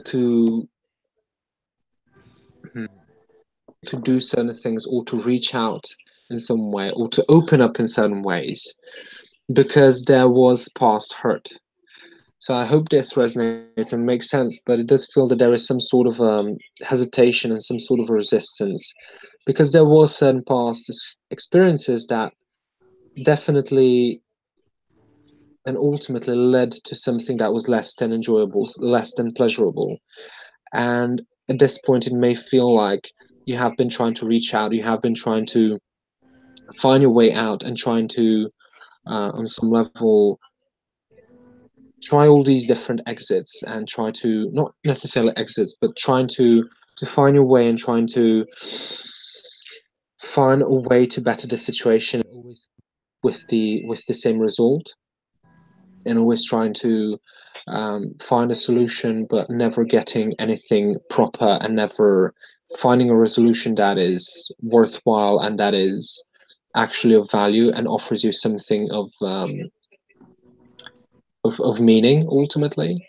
And I think with these cards, um, I think it's just about feeling unappreciated, invisible. That's it makes sense with Ten of Swords. It definitely feels like hiding away and almost hiding who you are on some level.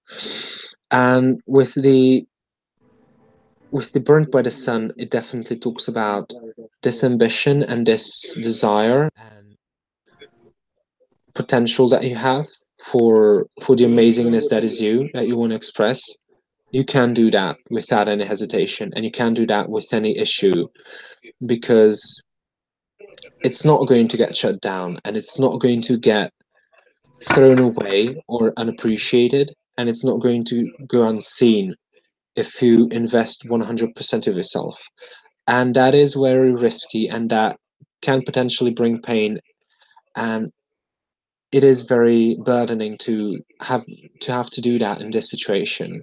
But I think that's the only way you are able to overcome this. 100% of yourself, 100% of your passion, and you are going to get there. And those who don't want to see, they are not even aware of what they are turning their eyes away from. And those who are interested in seeing, and those who do want to appreciate, will be there when the time comes.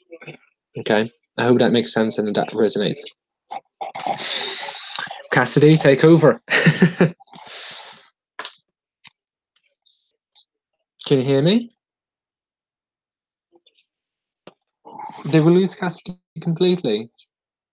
I hope not. Let's see, is there something going on with these settings?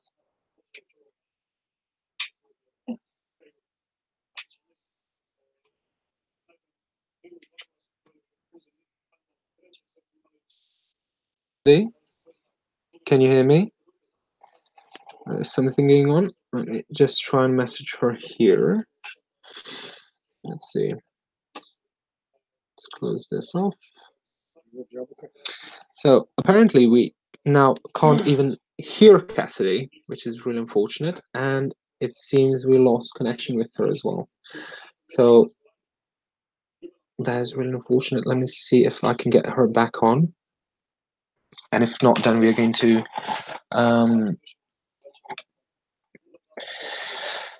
have to conclude the chat without her, unfortunately.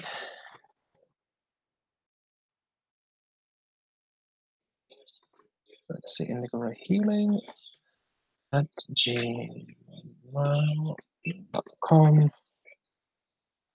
That. Let's see if this works, and if not, we are going to have to conclude this without her, which would be really unfortunate, because this would be really fun to do with her. So let's see, let's give it a second or two, and just shuffle in the meantime.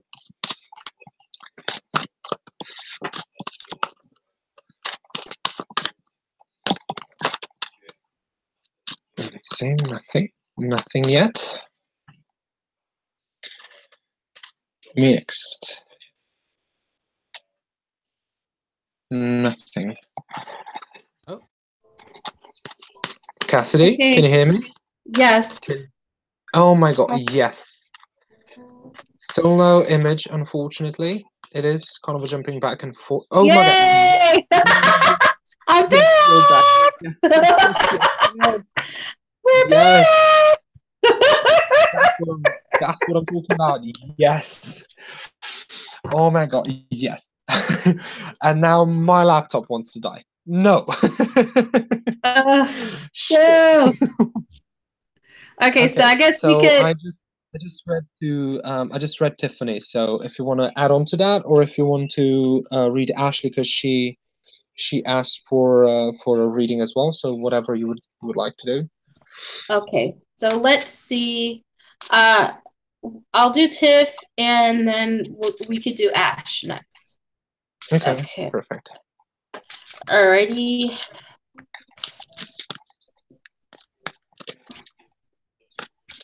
She actually just called me, so if you guys could let her know that I'm back on. Yeah, she knows. She already said hey. Okay, cool. All right, so for Tiff, let's see what we got.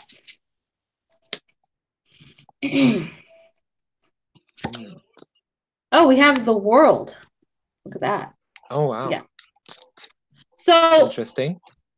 I feel this is kind of confirmation on the conversation we had, Tiff, about you feeling a sense of, I wouldn't say discomfort, but it's like you're feeling off. And I feel the reason for that is that there's a level of transition happening right now. You're moving from one phase in your life to the next phase. And while you're in that like kind of middle phase between, as I call it, between worlds, emphasis on the world, that's just that feeling. And it's sometimes very uncomfortable. It can be uncomfortable to when you're going from one phase to the next, and understand that this is okay and normal, and don't judge that feeling when you're feeling that discomfort, or like you're just feeling a even a level of anticipation. Even these are all normal feelings to feel. And I also get very strongly that there is going to be a lot you are leaving behind, and a lot of these things have to be left behind because you're on the cusp of a new beginning here. Because as we all know, the world is the last card in the deck. It's the ending of the journey, and then you kind of start all over again. And like we were talking about earlier, you and I, Goran, about on Mhm. this journey, it's a constant of beginnings and endings and new chapters and endings of other chapters. So it's a constant cycle. So just get comfortable with being in this transition right now and understanding the cycle of life, and that it's okay, no judgment. I'm leveling up right now. I'm moving on to the next chapter, and there's kind of going to be that uneasiness and anticipation of that. Yeah. So okay, and I also see this as being travel too. Like when I get the world, I always incorporate it with travel. So you may be traveling, Mm. um, maybe going to some place you never have before, and that kind of broadening your perspective as well. So yeah, that's what I get here. Pretty freaking awesome for you, Tiff. Which is really interesting because you mentioned travel, and for some reason I kept getting the message of moving, even just beyond Yeah. travel, maybe moving somewhere as well. Hmm. So it's a possibility, definitely. Yes. Yes. That makes I'm perfect really sense. excited. Oh my God, this is amazing. Yes. Yes. I kind of got the inside track on that, but yes, that is extremely accurate. Mhm. And it is definitely going to be a place you've never been to before. It's a place you've never lived Yeah, before, yeah, for complete change. definite. Yeah. Yeah, complete change. So Ashley that's what. said he's next. Okay. All right. She's next. Okay. So I guess I'm gonna pull first, or you want to pull first? I guess you could I pull already first have because my cards out. Just oh, you got your cards out. yeah, Okay. You're I'm prepared. already prepared. I'm excited. I'm ready. I'm getting this. Okay. All There's right. So let no me let me get my stuff together over here because I'm slacking, man. I'm slacking over here. take your time. All Take right. your time. You are because you had technical difficulties and we had to bring you on, so you're excused for being behind. That's I gotta completely pass. fine.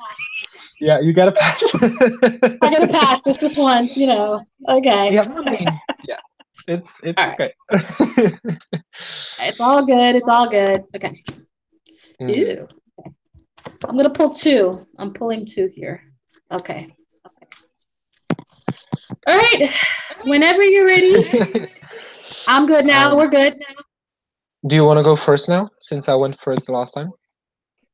All right. Okay. Since I just pressed the hold. You're All right. like, if I must. Yeah, since it's kind of fresh in my head, and like I told you, I have spiritual ADD, so I'm liable Yeah, to forget what I'm getting here. So, all right, yeah, it's all same right. here, same So, here. Ash, I pulled two majors for you. I got the lovers, Oh wow. and I got the emperor. Mm. So this actually makes a lot of sense. And what I'm getting from this combination is that you're actually at a crossroad right now. You're at a place of making a really major life decision as far as where to go. Like there, one path has been presented to you, and another path has been presented. So now it's all a matter of which path to take here. Okay. And I feel that this is in every aspect. I feel this is relationship, career, so this is two choices you have right now, two options, so to speak. And either one is going to change your life tremendously. Okay, these are two life-changing paths. Okay, and with the emperor, it is you and you alone that has to make this decision. Okay, the emperor is the master of his own life, as well as a person that has a responsibility to others, because as an emperor he rules a kingdom, right?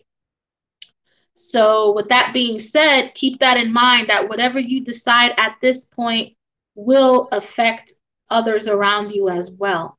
So, for the most part, just whatever you decide, make sure that it's for the greater good, not only for you, but for those around you, like your loved ones. Okay. But again, it starts with you. It starts with you. Make sure that this decision that you make is ultimately what's best for you and everyone around you, more or less. So that's what I get here. And I'm getting compelled to go to the bottom of the deck here, so I'm just gonna go with it. All right, so bottom of the deck, we got King of Pentacles. Very similar to the Emperor, I feel. I always feel like these guys are pretty much the same kind of energy, except one is major, one is minor. But the King of Pentacles is all, he's got his shit together. Like, don't laugh at me, Goran. I always say that this is my Taro husband. I Okay? mean, This is you my might be Taro right. husband. Like, if I had a choice in Um, my life, I would want a King of Pentacles because he's got his shit together. He really I does. can laugh all I want, but you chose a good one. You chose a good one. I have nothing to say. You chose a good one. Like everybody likes the King of Cups or the King of Wands. The King of Cups is, he's the emotional. He has it together emotionally. The King of Yeah. Wands is very exciting and creative and innovative. But at the end of the day, the one who's got all the coins and got his groundedness and his root in things is King of Pentacles. Mm. So I always consider this sort of an ideal for me. Like I said, this is my Taro husband. So with that being said, I feel like this is a standard for you, Ash. This is what you need in your life. You need that level of stability, that level of groundedness, that level of abundance. Um, there's always that level when you think of the King of Pentacles, you think of financial security, you think of abundance, and abundance is not just having all the money. It's about understanding, and appreciating, being grateful for what you have. Wealth is of the heart and mind, not just of material. So this is the awareness that King of Pentacles has. He understands what true abundance is, and because of that, that's why he's got the money, because he understands it starts not just from material, but from intention and from inspiration. you know so Yeah. this is your driving force right now, the King of Pentacles. This is the driving force. This is the energy. This is what's going to help you make the right decision right now and stand in your own power. This right here, being your own King of Pentacles right now. So, yeah. So that's my 2 cents according to the tarot. Mm. And it's very according to the tarot and the alien signals Yeah, yeah, that we're both getting. yeah, yeah. According to my mothership and the We're on tarot. fire. Yes, yeah, there you go. It's very interesting because you kept mentioning of this two decisions, and as you kind of kept talking about it, I get this feeling that there is this split happening in Ashley's life, at least at this point, where it's very much about choosing a path that is very authentic versus a path that has maybe been inherited or something that has been inherently put on you versus something that you truly authentically feel is for you or that is actually you, if that makes sense. Because it does feel there is that separation with I didn't even show the cards, I just went into it because I was like, I need to say this. The Four of Coins, interestingly. Mhm. And then with Leigh Van Peer, I got Reason, which very interesting card. Um, and I think with this, it talks very much about the power of the mind, because I think emotions on some level are very much compelling you to stay like, I need to keep this connection going, or I need to keep this going because it means something and it has meant something in the past, and it brings so much nostalgia, and so on and so on and so on. While I think the mind and the physical experience is not as pleasurable. And I think this goes back to what we spoke before, in romantic relationships where you have physical and mental kind of a joy, but then you don't have the emotional joy. And I think for you right now, it's the mental kind of a desire to do something else, while the heart and um, while the heart feels something different, and the physical experience definitely matches the mind in that sense. I think more so, where it brings through that it's not as enjoyable, it's not as fun, it's not um, as fun to be in this experience right now. And there is definitely Right. that choice between choosing to stay for the sake of someone else, or choosing to move away and move from that situation or from that person, whatever it is. Because it feels like it's not necessarily just one specific thing. I think, as you said, it's multiple things. It's almost like the entire life spectrum, more so than just one specific area. And I think with that, there is definitely, I'm agreeing with Cassidy on this. There is that decision of choosing to step away in order to step into authenticity and to be in alignment with your own authenticity, or choosing to stay in the situation as it is and putting more hurt and putting more pain on yourself, through time. So that Right. would be my 2 cents from the cards. And And just to add something, like listening to you, and I some other stuff came to me about this, and you saw that I mentioned that making the decision has to do with not only yourself but others, and I feel right now that's sort of why you're stuck in that, standing at the midst of the crossroad, because whatever decision you make will affect others around you, and that yep, oftentimes when we're in the cusp of making big decisions like that, we're oftentimes, well, man, if I do this, this is going to affect this person this way. And, yeah, and you feel a level of responsibility for the other people involved. And yeah, you kind of get lost in that flux of, if I do this, this will happen. You get stuck with that anxiety of knowing that, it's going to have a profound effect on someone else. But I think ultimately, as you said, the key is making sure whatever you choose is the authentic path for yeah, you. yeah, Okay. yeah. Again, at the end of the day, this is your life, and choosing the path of authenticity is always the best path. It's not always the smoothest path, but it's the That's very best path. yeah, So just kind of keep that in mind when making, your decision. So, yeah. That's very true. So basically, those were the only 2 questions we had right now in the okay. chat. Yes. So I was thinking we could each draw a card just for general for everyone who has joined us today, any message or just Yes, guidance, whatever comes through for everyone, and then we can wrap up everything. So I absolutely. think Okay. So let's see what we get general for everyone. I'm getting one card as that started turning around even before, when we read for Ashley, and now as soon as I started lifting the deck up, it jumped out once again. So I'm really interested if it comes up once I start shuffling, because I Mm-hmm. feel it has a message for us that is very appropriate from what I see. But Yes. I'm very interested in seeing what comes up. Okay. And Uh, we are losing visual of you, Cassidy, once again. Something is yes. happening. It's breaking up. Okay, you're back. Oh, you're gone. Okay, wait, hold on, hold on. Okay. All right, let's try this again. Okay, we can see you All now. right, we're good. Yeah. Okay. Back in business here. Back in business. All right. Perfect. Perfect. So let's see.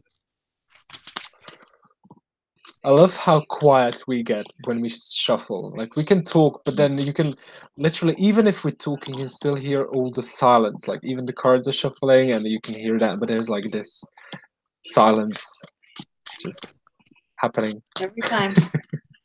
every single time. So we gotta get in our zone here. Yeah, really, truly, yeah. Oh wow. Okay. Okay. What did you get? What did you get? Well Oh, then. whoa, that is an Okay. All right. I'm going first. I'm going first. yeah, All right. yeah. Okay. All right. So I got the death card for everyone. Oh, yeah, Lord. Okay, Yeah. we're all going That's to what I die. said. We're all going to die. Prepare, people. Apocalypse is coming. That's That's what what that I means. said. Well then, I feel the general message of this, what happened today, this entire discussion and everybody that was tuning in, there is a deep level of transformation that has occurred. Um, I feel that what everyone is going to take from this is understanding, where they are now versus where they have been. Yeah, Okay. And understand, I pulled cards for Tiff, and she got the fact that she's in the world and she's in the middle of a transformation and a transition. I feel collectively that this is saying that we're all in a space of transformation right now as we speak in our own way. And the death card is not necessarily a bad thing, because the thing is, certain things have to fall away in order for new things to develop and be cultivated. yeah, So I do feel that that is the ultimate message with this, that guys, we're shedding layers in order for new things to develop within us, okay, and grow and be, nurtured and cultivated. So this is a beautiful thing. It's that, when you die, death is only the beginning, right? That famous saying, death is only the beginning. So, with that being said, I feel on a spiritual level that we are experiencing a level of death, or spiritual death. But again, that's only the beginning, because we're on the cusp of a new path, a new paradigm here. And this is really huge. So that's why I was like, well, then, that was the first thing I said. I was like, oh wow. my God, we got the death card. So, I knew it was going to be something deep. And Yeah, yes, the one of the most deeply spiritual impactful cards I feel is death. And it's also very there's always a misconception. People always get terrified of it, but yeah, I I always see it as, this is transformation. You are letting go as letting go certain aspects of yourself, and are on the beginning of phase of developing new uh parts of yourself. So it's a beautiful thing, actually. you yeah. know That's amazing. there's a movie, because I'm a movie geek, as you already know by now, most of you know. So when I always get kind of a reference, and I always get it from a movie that I really love. It's a movie, SLC Punk. I don't know if you've ever seen it, but it's awesome. Check it out when you can. But there was a conversation that the protagonist, Steve-O, had with a friend, and it was about chaos versus nature, right? Yeah, And they spoke about death. Okay, so he's like, chaos, when you die, you burn, you go 6 feet under. It's a chemical kind of transition, right? Your body turns to dust, whatever the case may be. He was like, yeah, but from that dust, you envelop the ground, and you could become a flower. You could Yeah, become a patch of grass. You could become a tree, right? that's very true. Yeah, So true. that part of the movie always stood with me because I kind of think like his friend in that aspect. Death is only a transformation. You develop into something brand new and beautiful and part of nature. And so I feel that that is sort of the message. With Yeah, the chaos comes beauty, yeah, right? that's very true. Yeah, So chaos, death, beauty. yeah, I that know is I was so can't go like wrong really about that. philosophical. I know. Yeah, it's awful, but you can't My help it. bad. Yeah, definitely. Oh I'm dear getting Lord. deep. I'm getting really philosophical as fuck right now. But that's Philosophical and deep conversations that get truly deep. always, always. As it Yeah, so that's what I get for everyone. That's amazing. That's a very powerful message. And I think it's almost like I feel like I'll be repeating what you just said in some way. But these are the cards that I got. The King of Wait, I need to turn myself on so people can actually see the cards. Let me see. Where Okay. am I? Where am I? Let me see. Here. So I actually got the King of Wands, the Nice. Queen of Cups, and then Ooh. when I turned the deck over to the beginning, whether or not that card that I kept seeing jumped out, guess who was at the beginning of the deck?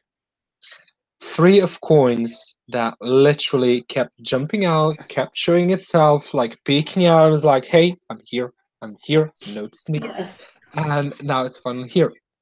So with these cards, I think especially with the King and Queen, we are talking very much about balance. And I think in that sense, we are talking about, with the king, very much about that passionate self, very much about that um, expressive and very extroverted version of who we are. And then Okay. with the Queen of Cups, we are talking about someone who is more introverted. It's the private self. I would look at the King of Wands as our sun, and then the Queen as our moon in zodiac. So with that, and then the Three of Coins, I think it very much talks about the connection we have to each, and it almost in a way seems as a message of how do we actually go about bridging the two? Where do we make the differentiation between? Is that a word, differentiation, or did I just make that Mm-hmm. up? Yes, it is. It It is. is. Okay. No, it's a word. It is a You're word. good. Okay. Where we make the differentiation between the what is seen and what is unseen, between what we Right. choose to keep very private, what we choose to keep for those very special to us, and what we choose to express to the vast majority of people. And with that, I think there is the Three of Coins that almost speaks as a sort of a message of allowance. And I think it speaks that we are allowed to be ourselves, even with the vast majority of people, even if the vast majority won't necessarily agree with us. Who the fuck cares? It's who we are. So why should our true expression be neglected for the sake of making someone else happy? And yes, you can take that into a more narcissistical expression and more ego driven expression. But ultimately, it's not about making yourself better than anyone else, it's just making yourself equal to someone else. So if somebody else has the right to tell bullshit, you have the right to tell bullshit as well. And say, like, I'm calling bullshit an ad because I see it's not true. So stop doing that, or change your ways, or whatever, or get away from me, whatever we choose to do in that situation. But I think with these cards in specific, it's very much about the expression that we have and choose to have with others, and the internal and the external, kind of bridging the two and finding a merit between the two, and making that bridge something truly deep, and that doesn't necessarily crumble at the sign of the first trouble, but something that lasts. And to go on, you said with death, it is chaos. And to be in this position, it is to go through ups and downs and to face one and to face the other, to face people, to face situations that will ultimately challenge us and that will challenge that expression. But it's all for a good reason because that creates stamina, that creates momentum for us to continue doing that same work, to continue expressing ourselves in that true manner. And it is chaotic, it is painful at times, but it leads to something better. And ultimately, if we are in that moment, we can recognize how positively it is affecting us ultimately. If we look at it as something that's educational ultimately and not just something that's trying to tear us apart. As you said, there is beauty in chaos, and from chaos ultimately comes order, and ultimately comes beauty. There's no one without the other. So that would be my 2 cents. Yeah, Yep. makes Yep. I think it confidence. Like So we're always in sync. That like every time we pull, yeah, it's like it kind of goes literally, hand in I was hand. like already That expecting like as soon as I drew the cards, I was like, what card did she get that just it will resonate with me already? I know that like every time, every single it time. will resonate with my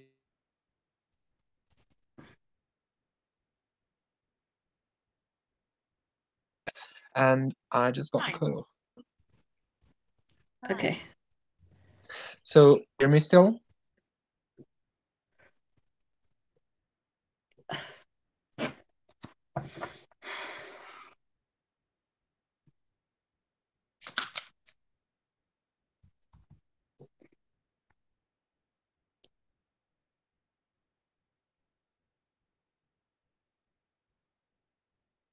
Okay, I'm here. So just waiting on him. Oh, his battery died. Oh no. Well, I'm about to die too, actually, but I just want to say goodbye to everyone. Thanks for tuning in. And if you would like to subscribe to my page, it's Indigo Ray TV here on YouTube. I'm also on Facebook and Twitter and Instagram under Indigo Ray Healing, guys. So, again, love you all. Much love. Have a blessed, wonderful week. And thank you, Goran, so much for having me. And I hope to do this in the future again. It's always a pleasure.